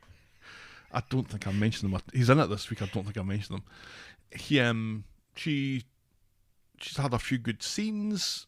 She's been a little pivotal character in a couple of bits. She's a bit more now. I think she deserves more than Seb now. I think she's kind of earned her way When up was the last from time we Seb. saw Seb? We haven't seen Seb in ages. I can only begin to imagine what his hair must be like. Well, we saw him briefly in Devs, at one point where he was necessary because Abby said she was going to go see him. Right, so Debbie could find out that Abby was lying. Right. Yeah, and So maybe 4 weeks ago and or we were something. kind of critical of that. It's like, why is Seb out? Because he's HIV positive. So if anybody on the street should be taking it seriously and staying at home, it should be Seb. The show forgot. That's fine. Moving Anyway. on. Gracie's inevitable news. On Monday, Aggie's back. Yay! She still can't cook. Boo. Michael, who was salesman of the week at the factory a month or so ago, has an interview for a new job that's more to do with design. Because apparently that's what he went to school for? Yeah. Aggie Did we says, know that before now? I don't think so. Aggie says there's nothing wrong with ambition. Ed wishes he'd stopped flitting from one thing to another, and Michael is trying to move on since Grace ruined his life. He needs new goals. Then he notices that Aggie has left her phone behind, so rushes off to drop it with her. Right, because plot. Right. Later, Michael gets Aggie outside the hospital because it takes him that long to catch up with her. And then bumps into a handcuffed Grace who's accompanied by 2 prison officers who are more than happy to indulge Grace, allowing her to engage in a lengthy conversation with Michael in which she announces that she's pregnant. She explains she's here for her 12-week scan. Michael doesn't know. He can be sure it's his, not after Tiana.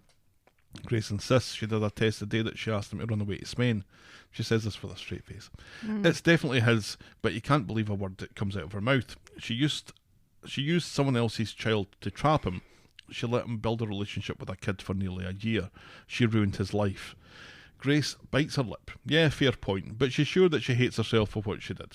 But there is a sign of a second chance here, and Michael's had enough and leaves. Don't you care? Grace shouts. No. Bit rich.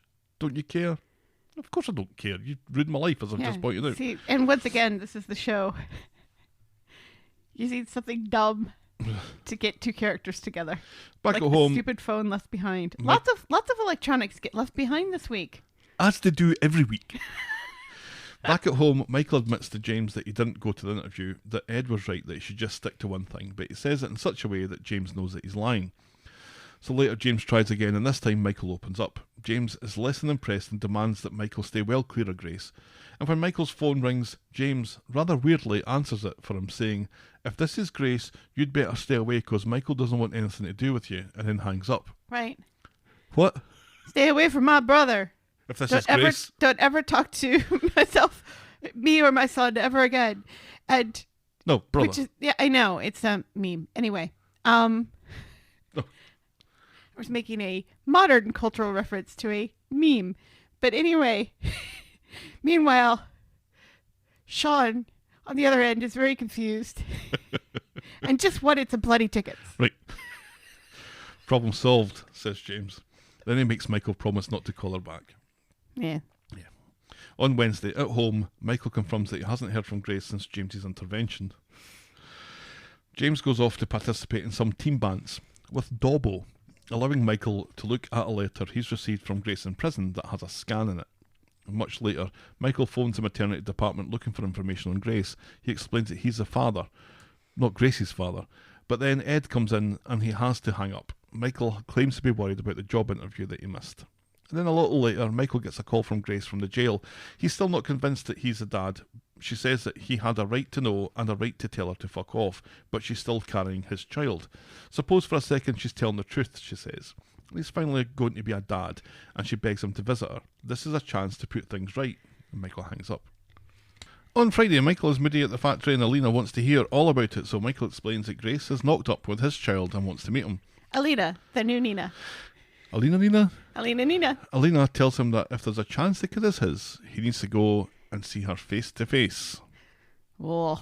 She's just full of bad advice this week. Or good advice, because she was right about the whole Emma thing. No, she did wasn't. need to go to the No, she police. didn't. So against his better judgment, he goes to see Grace. He needs to hear it from her lips, which Grace is happy to do, and she's also happy to get a paternity test done if he needs it. She wonders if he'd rather she waited until the kid was 18. She was just trying to do the right thing. First time for everything, says Michael, and Grace explains for the Zing. ninth time that she's sorry and she's paying for it and her kid doesn't have to do the same. Back home, James has had a bad day. He couldn't hit a cow's arse with a banjo, he says.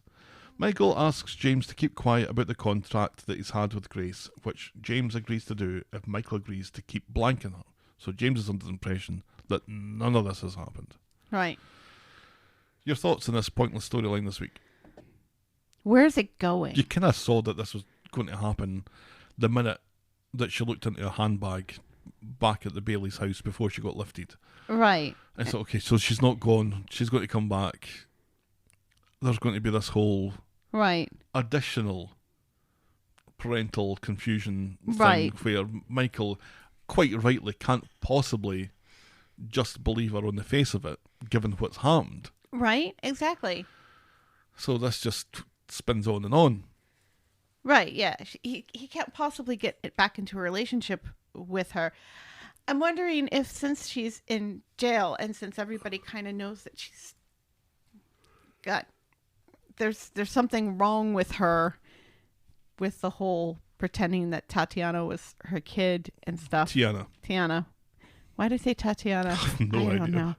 Anyway, maybe Michael can sue for full custody and have her parental rights taken away. And then he can raise the child and never have to see Grace again, because that's... And she's already lost a child before. She lost the first child that they were going to have together. I'm just trying to... Because she was really dodgy and cagey about their relationship. I didn't think that they had gotten close enough to have sex. Well, clearly they must have, otherwise surely even Michael would realise that. Right. Yeah. But be it's just... I don't know. The whole thing just feels like... It's one of those storylines that when it came up, you're just, I'm just not interested in this. No. Can we skip through this? I mean, the whole Tiana thing... In the end, we're like, oh, well, fair play, because none of us saw this coming. Right. And this was actually kind of really interesting. And we're glad that it happened, because it was an interesting storyline involving the Baileys that we don't get enough of. The Baileys. We want to see more of the Baileys, and we want it to be more than just gags about Aggie not being able to cook, which is not true.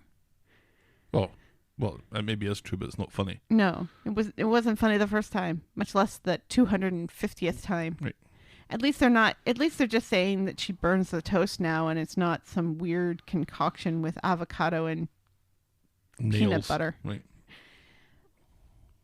But to have it to be dragged back into it with this whole Grace is pregnant, but she's also in prison because of the other storyline, it just feels tacked on, and like it can't really go anywhere because they can't possibly get back together.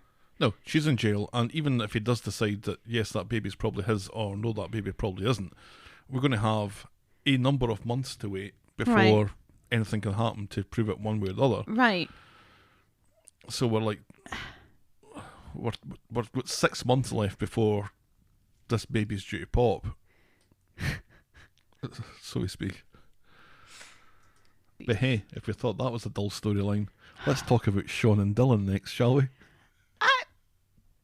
I at least like seeing Sean as a dad. I do.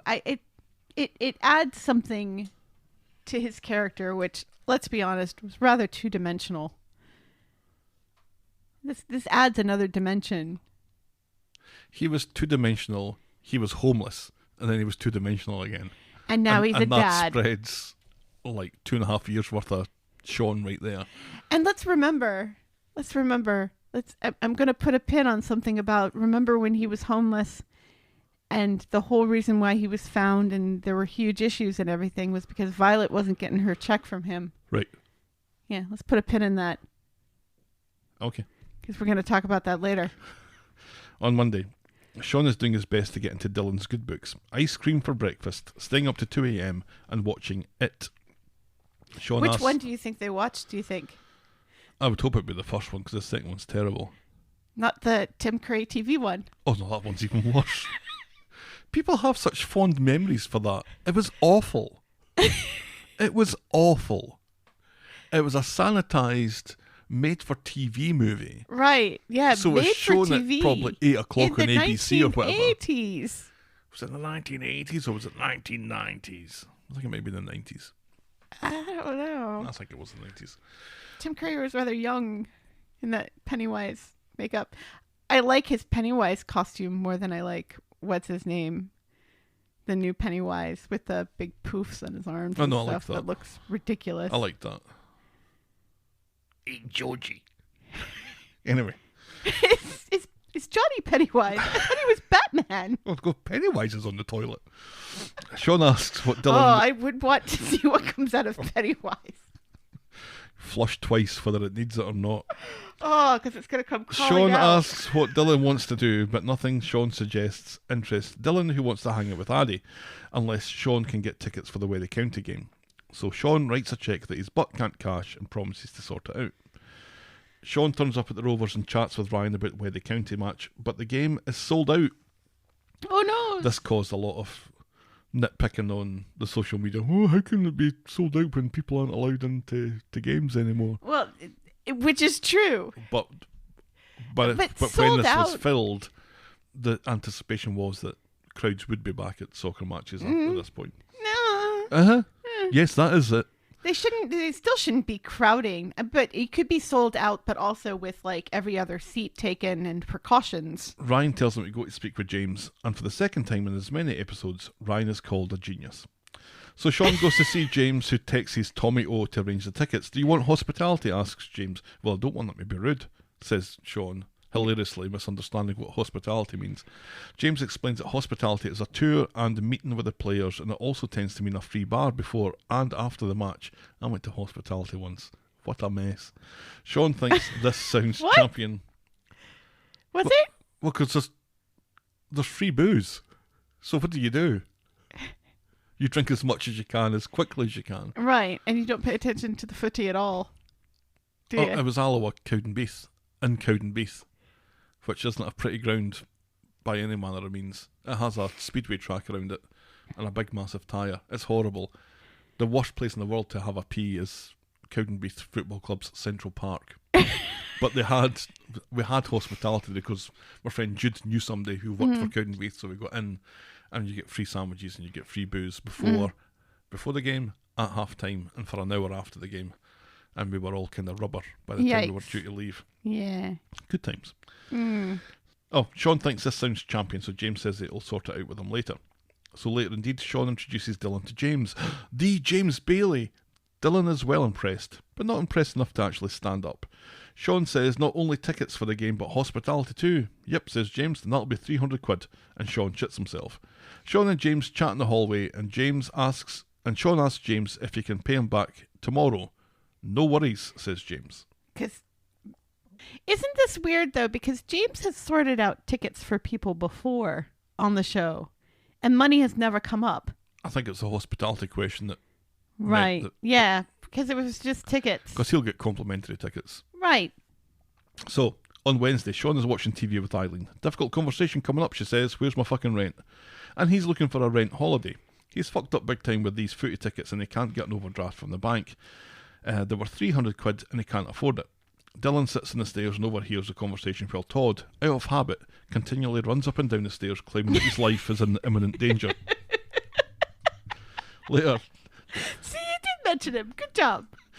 And there's the gag. Later, Dylan approaches Sean about the tickets. If he can't afford rent, maybe they should try to get the money out of his mum and her partner. Sean isn't impressed and he wants to spend his money how he wishes. Dylan puts his foot down. No more spending money on him. Then Eileen comes home and Sean thinks it's Freaky Friday. Sean is the kid and Dylan's the parent. Eileen reminds Sean that he can't compete financially exactly with Dylan's how mum Freaky and partner, Friday works. so he shouldn't try. Then on Friday, Sean is kicking a ball about with Dylan and giving a piss-poor version of commentary. He's been researching footballers and thinks that Ronaldo Messi is one person. Dylan knows that he'd rather be watching Love Island, and Sean is determined to get to know his son on this, his final day with him, and they go off to play video games. Dylan is quite convincing with a games controller. Sean looks like he's never held one before in his life, as they play FIFA or something. Things have moved on since Sean's days with his Spectrum, he says, and then Dylan gets a text from his mum. He's off to a 5-star spa in a castle in Scotland for New Year, and he goes to give her a call, and Sean is obviously put out. So, Violet. Well, it's her partner that's got the money, isn't it?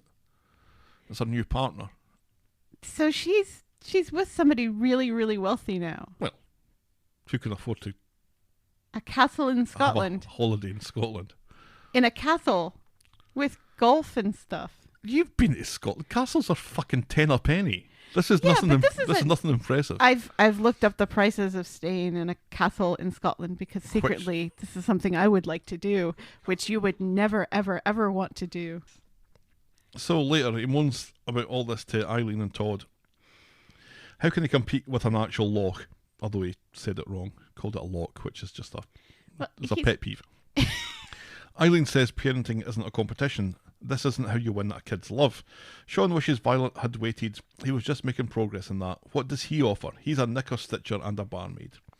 And he still feels like he needs to impress Dylan. Eileen suggests that he begins by being an adult about it, but Sean ignores her and is determined, regardless, to change his life and make Dylan proud. And that's as far as we get with that this week. And Eileen manages to get into the conversation the fact that she was once married to a serial killer, because she's got to mention that at least once a week. Right. Remember that time? Remember that time I was married to a serial killer? Right. And you think you have problems. I was once married to a serial killer. Yep.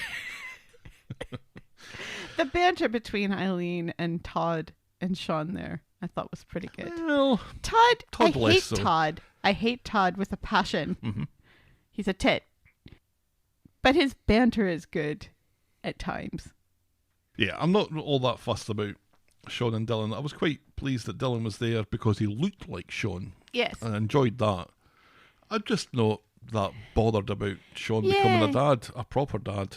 Yeah, I mean, it was something when we thought maybe possibly because of the issues that Violet is having with her partner, that they might get divorced or something, and so Sean might have to step in and, I still think be that's the primary parent. But if they're loaded. I thought that Dylan had said something last week about the fact that they don't get on. Yeah. Maybe this is the last roll of the dice. Maybe. That a castle in Scotland's going to sort it out. There's Unlikely.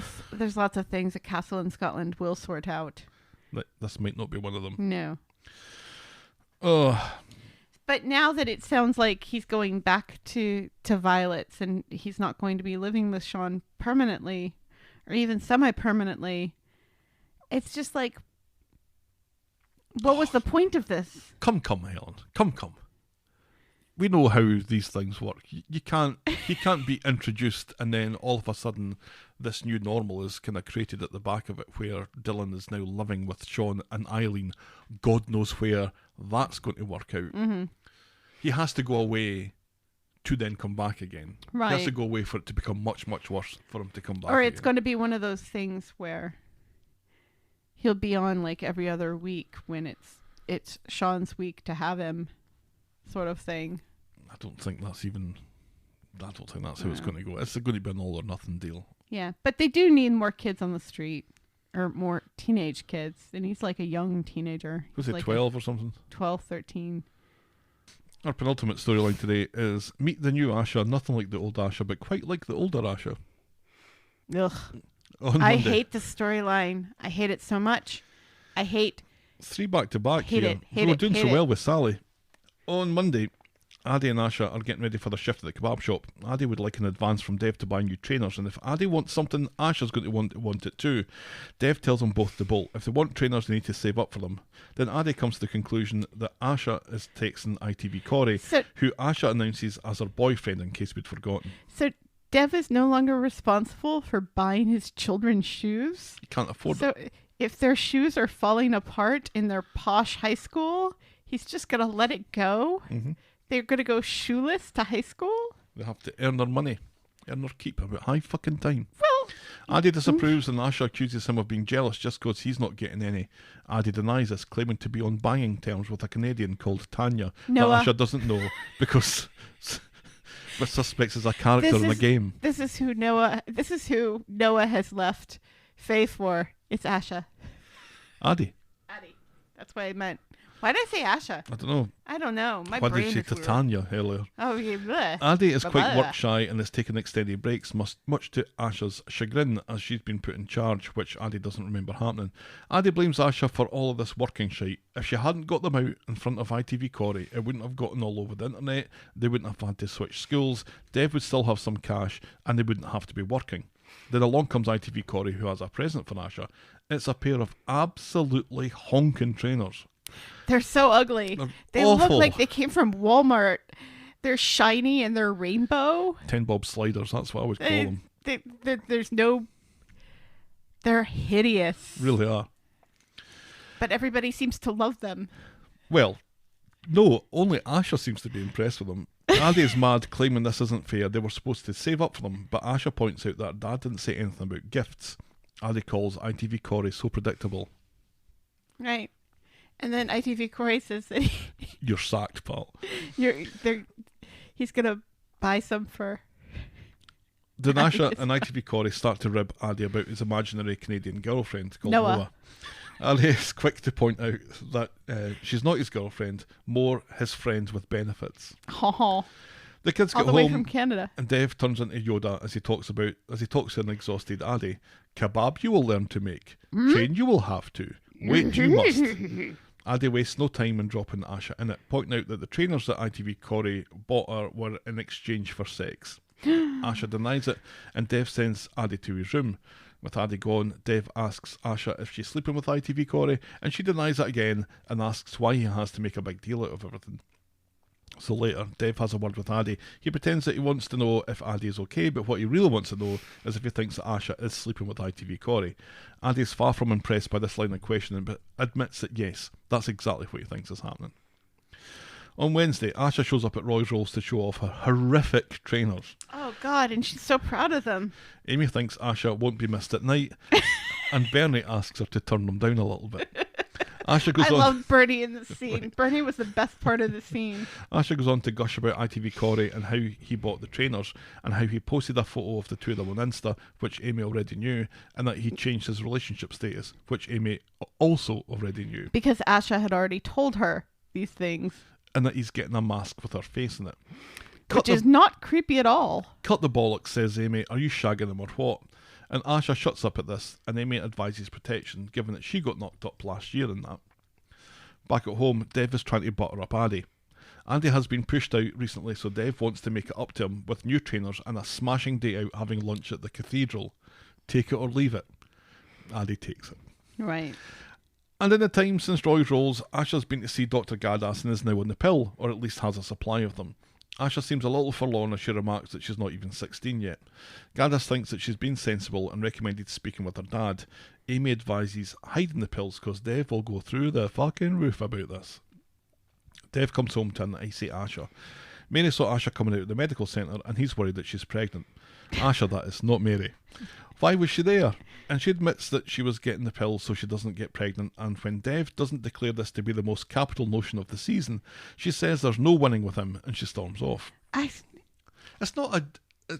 It's like, you went into a hospital. You went into a hospital, so you must be pregnant. It's like, for that to be his first assumption. That is Dev, though. Yeah. When she comes back down, she says that she's not sleeping with ITV Corrie and she's not currently taking the pill. She's taken precautions, and he didn't react like this when he found one of Aadi's, let's hope unused, condoms. Dev casts up the phone sexting thing and how he tried to protect her. She claims to be in love. Then she gets a text from ITV Corrie. He's on his way. Let's give him a welcome that he'll remember then, says Dev. So in the street, Dev confronts ITV Corrie, accusing him of buying Asha's trainer so he'll get his hole off of her.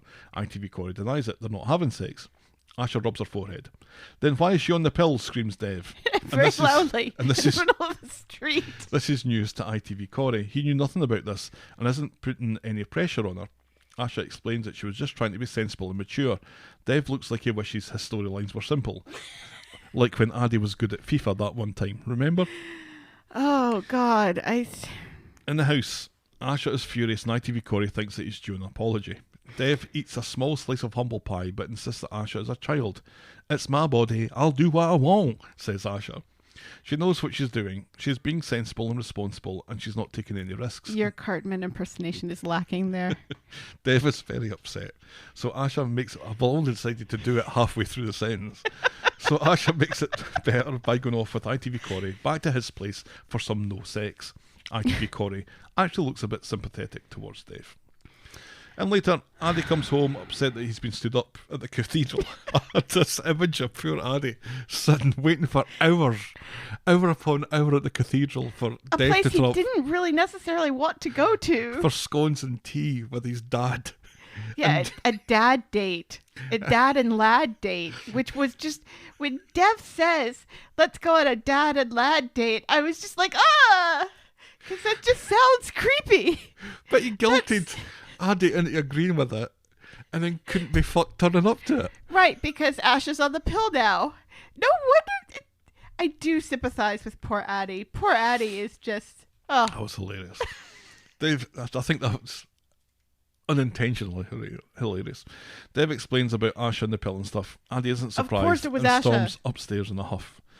On Friday, Aadi is convincingly playing a video game when a humble Dev comes home, want to start again and for them all to go away and do something as a family. The kids aren't keen because they heard about this cathedral thing. They complain about Dev treating them like babies. Asha saying that he used Disney princess wrapping paper on her birthday present last year. He maintains that she's still a child and not ready to have sex, and he knows what teenage boys are like. You could have fooled me, says Aadi, and he wants to be treated more like an adult too. Dev points out that he's sitting around playing Mario Kart. Aadi's quick to point out that this is because Dev won't let him play the games that his mates are playing. They're age restricted for a reason, says Dev. yeah, Aadi wants Kind of to turning the storyline play into a Grand joke. Theft Auto and murder prostitutes Right. and shoot people. Yeah, who doesn't? Later, Asha is showing off her ganting trainers to Amy, who's more interested in how Dev is now. Asha fills her in on yesterday. Amy thinks that she did the right thing and asks if ITV Corrie is putting pressure on her. No, he totally gets it, says Asha, which doesn't really clear things up at all. No, Asha likes to think that she's all grown up, but she gives herself away all the time. absolutely. Dev has made a special tea, but the kids have other plans. Dev is doing his best here. How does he make this better? The kids don't come with a manual, he says, and he admits that he makes mistakes. He wants their advice. He wants to know what they want. Asha wants to go back to where they're high, and so does Aadi. They don't fit in, and it's making Dev skint. Dev agrees to put the wheels in motion and to take the kebab shop off the market, so all that's kind of dealt with now. And Dev offers to give ITV Corrie his dinner too. So ITV Corrie comes round and is magnanimous when Dev apologises for getting off on the wrong foot. They chat and discover they have a shared interest in golf. ITV Corrie caddies for his dad apparently, and it turns out his dad is on the committee at Dev's course. And that is all Dev needs to hear To be okay to with be the gracious host. ITV Corrie, the kid who's plastered his daughter's naked pictures all over the internet. And it's probably shagging her. Or will As be we speak. soon, and will pressure her into it because of what he says when he leaves. And dinner has been an outstanding success. Dev asks for his name to be dropped with ITV Corrie's dad as he goes off to do the dishes. ITV Corrie is happy Dev is on side, and now he and Asha can see more of each other Big D. and start shagging in that. He can't wait. Nor me, says Asha, who says the exact opposite with every other part of her body.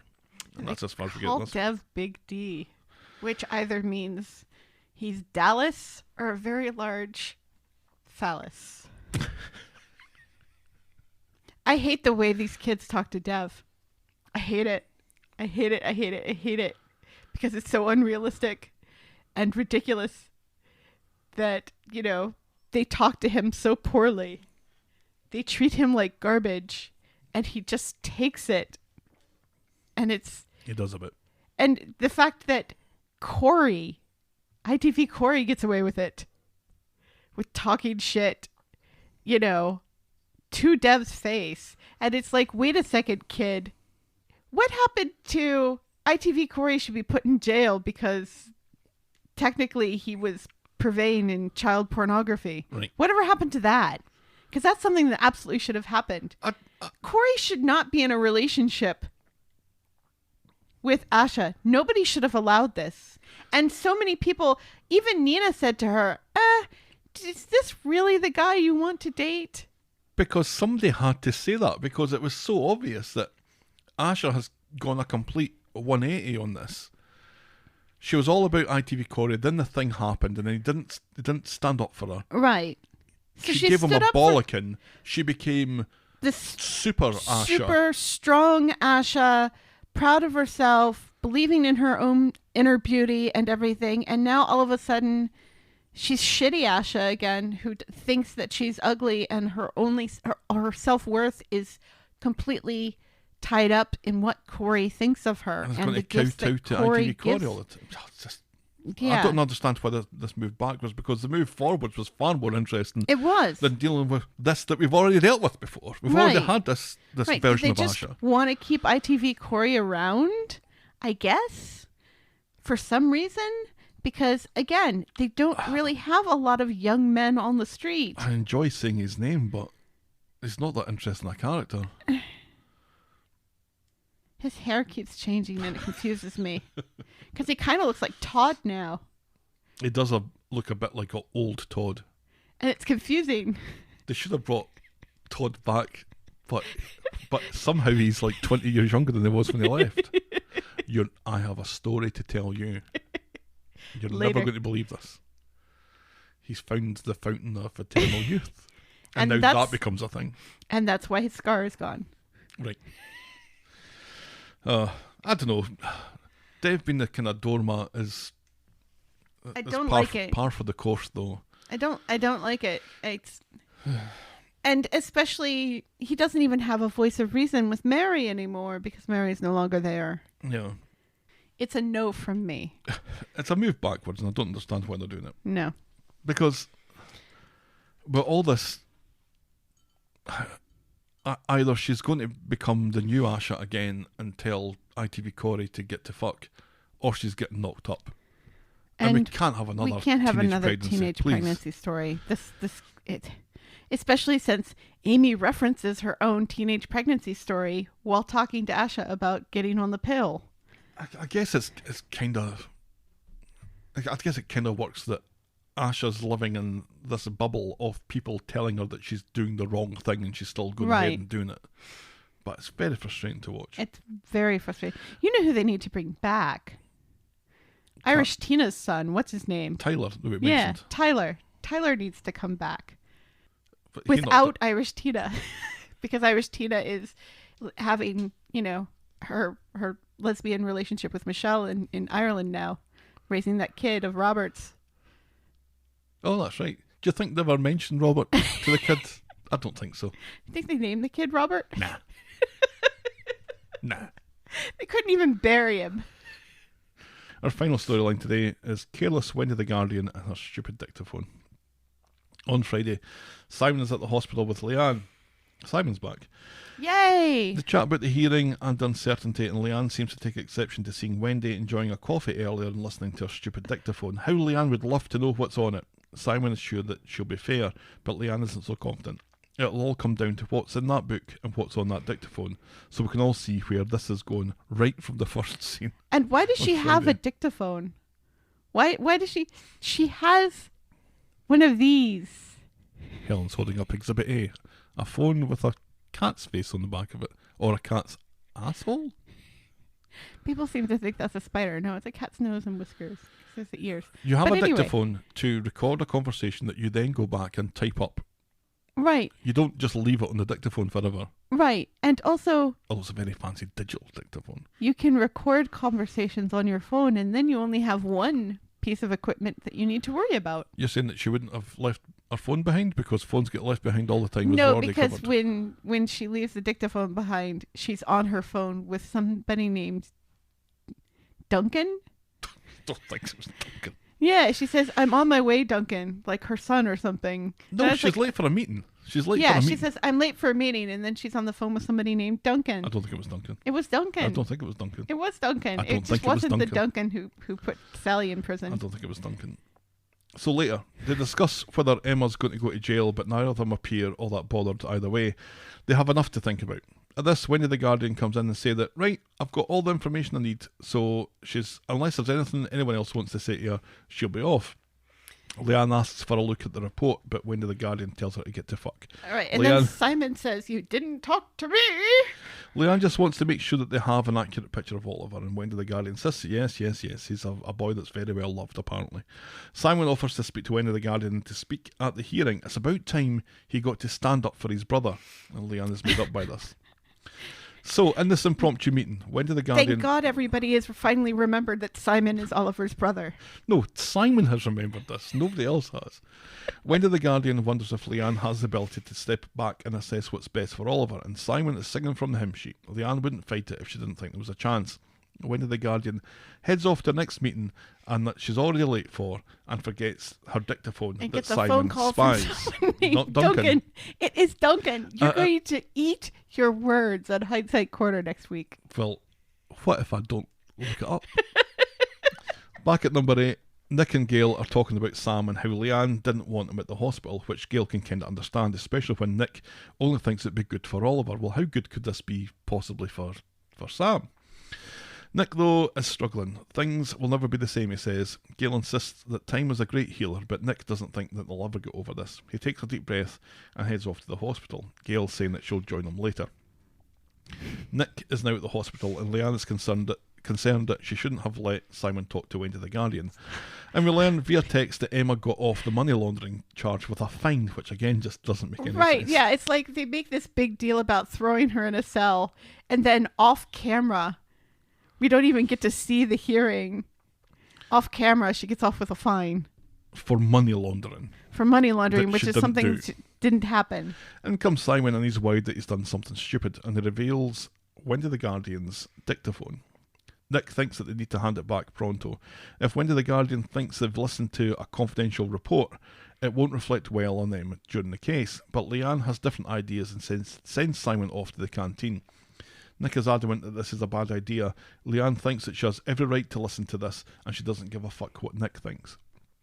So they listen to the recordings, and we hear Howarth explain how dire Oliver's condition is, and how the parents are finding it impossible to come to terms with how bad things are. Leanne seems offended when Howarth expresses her sympathy, and she skips ahead to the end of Nick's interview, and then we hear Gail's input. And now Leanne seems offended that Wendy the Guardian spoke with Gail, and Nick pleads ignorance that he didn't know that they had a conversation, as we hear Gail explain that Nick isn't being honest with Leanne on how he feels. She says Nick knows there's no hope for little Oliver, but feels he has to stand by Leanne and keep his mouth shut. Gail, obviously, chooses this moment to make good on her promise to catch up with Nick later at the hospital, and sticks her head round the door. Hiya! Not a good time, she says. Nick and Leanne are furious. I laughed at that, and I know I shouldn't, but it was just... The timing was Gail obviously was great. perfect. Gail was great this week. Gail insists that she didn't think it would do any harm, and she was only giving her opinion. And Nick begs for calm, but Leanne is out for blood. Why would Gail make up stories? Gail says that she was guessing. She thought it was in confidence. Leanne calls it a hatchet job. Get rid of Oliver to make way for Sam, the real grandson. Blood's thicker than water, after all. And Gail calls Leanne thicker than both, if that's what she thinks. And also, Leanne, we've just seen you finally, bond again with your adopted, not blood son, Right. Simon, and now you're talking about blood being thicker than water. Poor Simon. They continue to exchange barbs until Nick explains that Gail didn't make anything up. Nick was the one who's been lying. Dum dum dum. Gail has fucked off, allowing Leanne to get wired into Nick. How could he lie? What happened to the United Front? He apologises and didn't think Gail would tell Wendy the Guardian. This is Oliver's life, says Leanne. How could Nick write it off like that? He admits he should have talked to her, but he didn't want his reservations to be aired. There's no coming back from this, says Leanne. She wants no one near Oliver who isn't 100% committed to helping him. And Nick says that's exactly what he is doing. Oh no, she doesn't want to hear this, but he says it anyway. He knows it's hard, and he knows it's heartbreaking, but what if the right thing to do for Oliver is to let him go? But what Leanne hears from this is that Nick thinks that she's keeping Oliver alive for her, not for Oliver, which I absolutely agree with. That's true. That's exactly what she's doing. Nick denies that that's what he meant. He says no one could have fought harder, but he thinks that this is the end of the road. She's not ready for giving up fighting. He asks if, hand on heart, she thinks dragging Oliver through the courts, that's a bit of emotive language, isn't it? Dragging him, is in Oliver's best interest, when every expert has said that there's no hope. Doctors have been wrong before, says Leanne.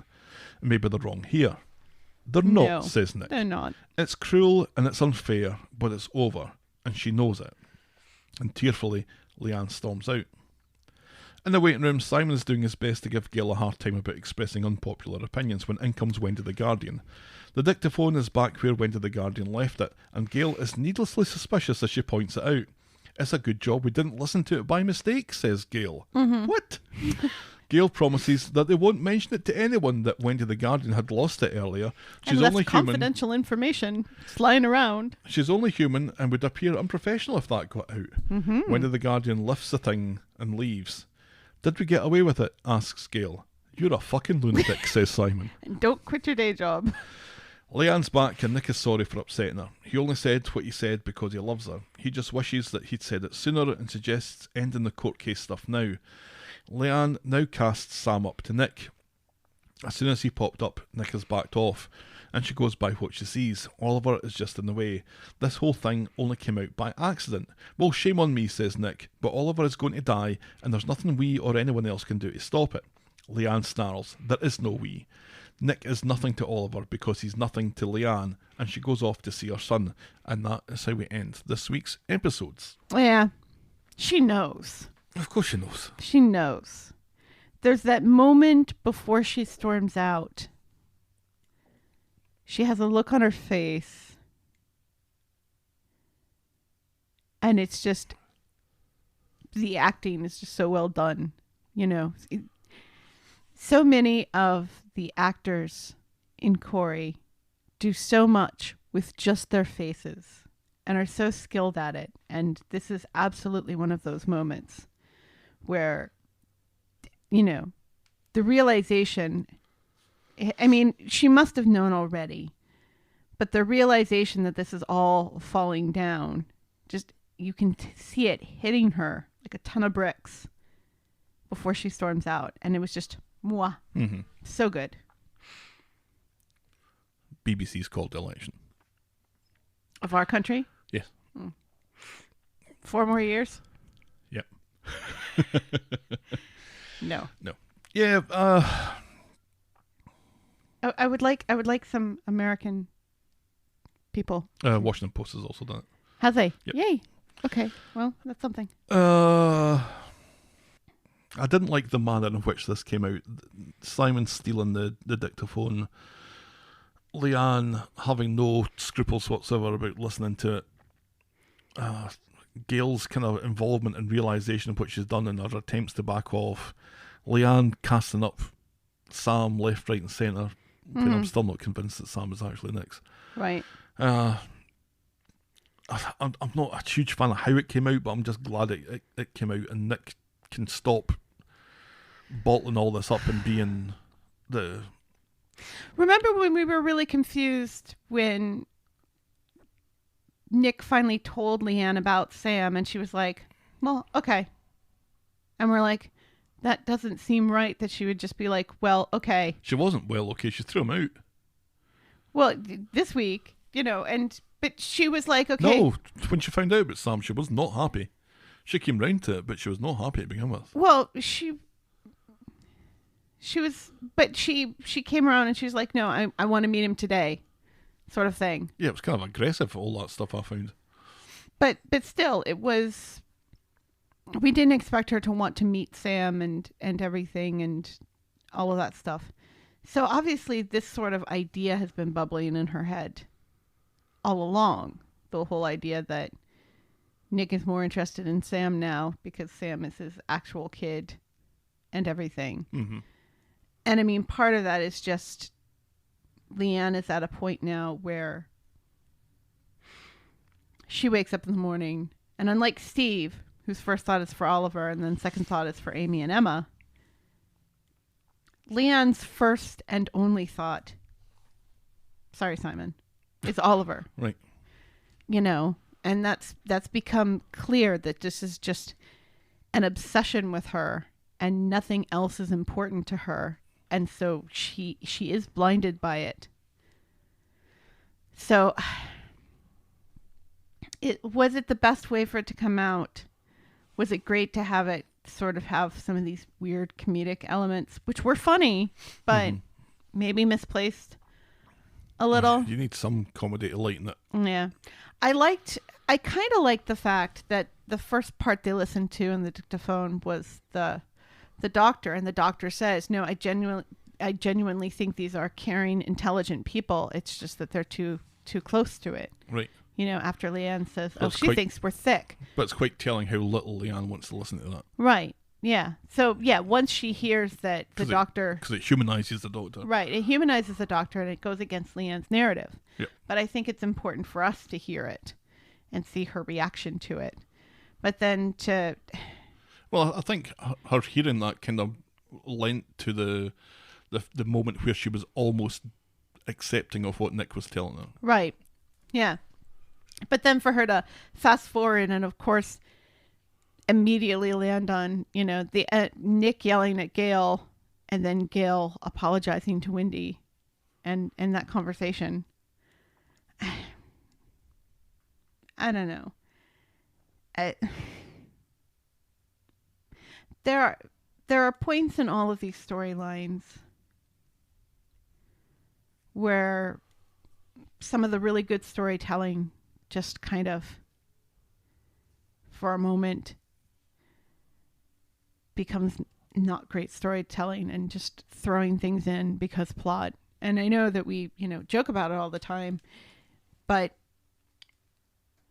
when that happens in a storyline that we really don't care about, like the whole Grace thing, it's one thing. But when it happens in a storyline that we have grown to care about because it's been going on for so long, like this one, it's kind of like, you've spent so much time building this story up. Couldn't we have figured out a better way to do this? I don't know. I don't know if we're getting... I think Monday will be telling as to how much of an effect this is going to have, because does Leanne realise that she's been quick to throw Nick out and cut him off, because that's basically what she's done, right? Mm-hmm. Like, she has no place for him, and there's no place for him next to her, and there's no place for him next to Oliver anymore. That's done. That's over now.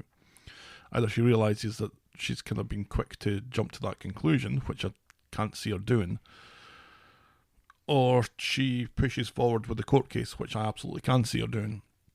Yeah, and the court case is going to happen. And that is unfortunate. That's the way that we're going to go with this, because there was an out here. There was an out to stop it, and because again, I feel that this is not really a good time to be having the take the NHS to court storyline. Yeah, it really is not. It really isn't, and that's obviously not what was intended, and it's bad. It's bad happenstance given the situation that we're in, but still, that is what we're left with. Right. And we had a chance at the 11th hour to pull the plug on that, and we're not doing that, and I'm disappointed that that's how it's going to go now. Mm-hmm. Your moment of the week. I think it's got to be that moment right before Leanne storms out, when the world comes crashing down on her, and you see all that acting being done on Jane's face. When you see all the acting being done on the face, and Nick, finally confronting her with, no, this is absolutely how I feel. It's cruel and it's unfair, that bit. Yeah. Yeah. Or was it Sean and Dylan playing FIFA? No, there was a part of me that almost wanted to give it to Tim's dad and his dancing to Mr. Bombastic, but no, we can't do that. We can't do that. I mean, we could, but no, we're not going to. So Nick confronting Leanne about his true feelings. Yeah. As our moment of the week. Moment of the week. Boring moment of the week. Sean and Dylan playing FIFA. Yep, that's our boring moment of the week. I'm not sure if it is, but we've been going on for far too long. So, if you've ever lost an election due to ballots being counted legally, then na. Hey. A goodbye. Thanks for making it to the end of another episode. We'll be back next week with more Talk of the Street. Woo!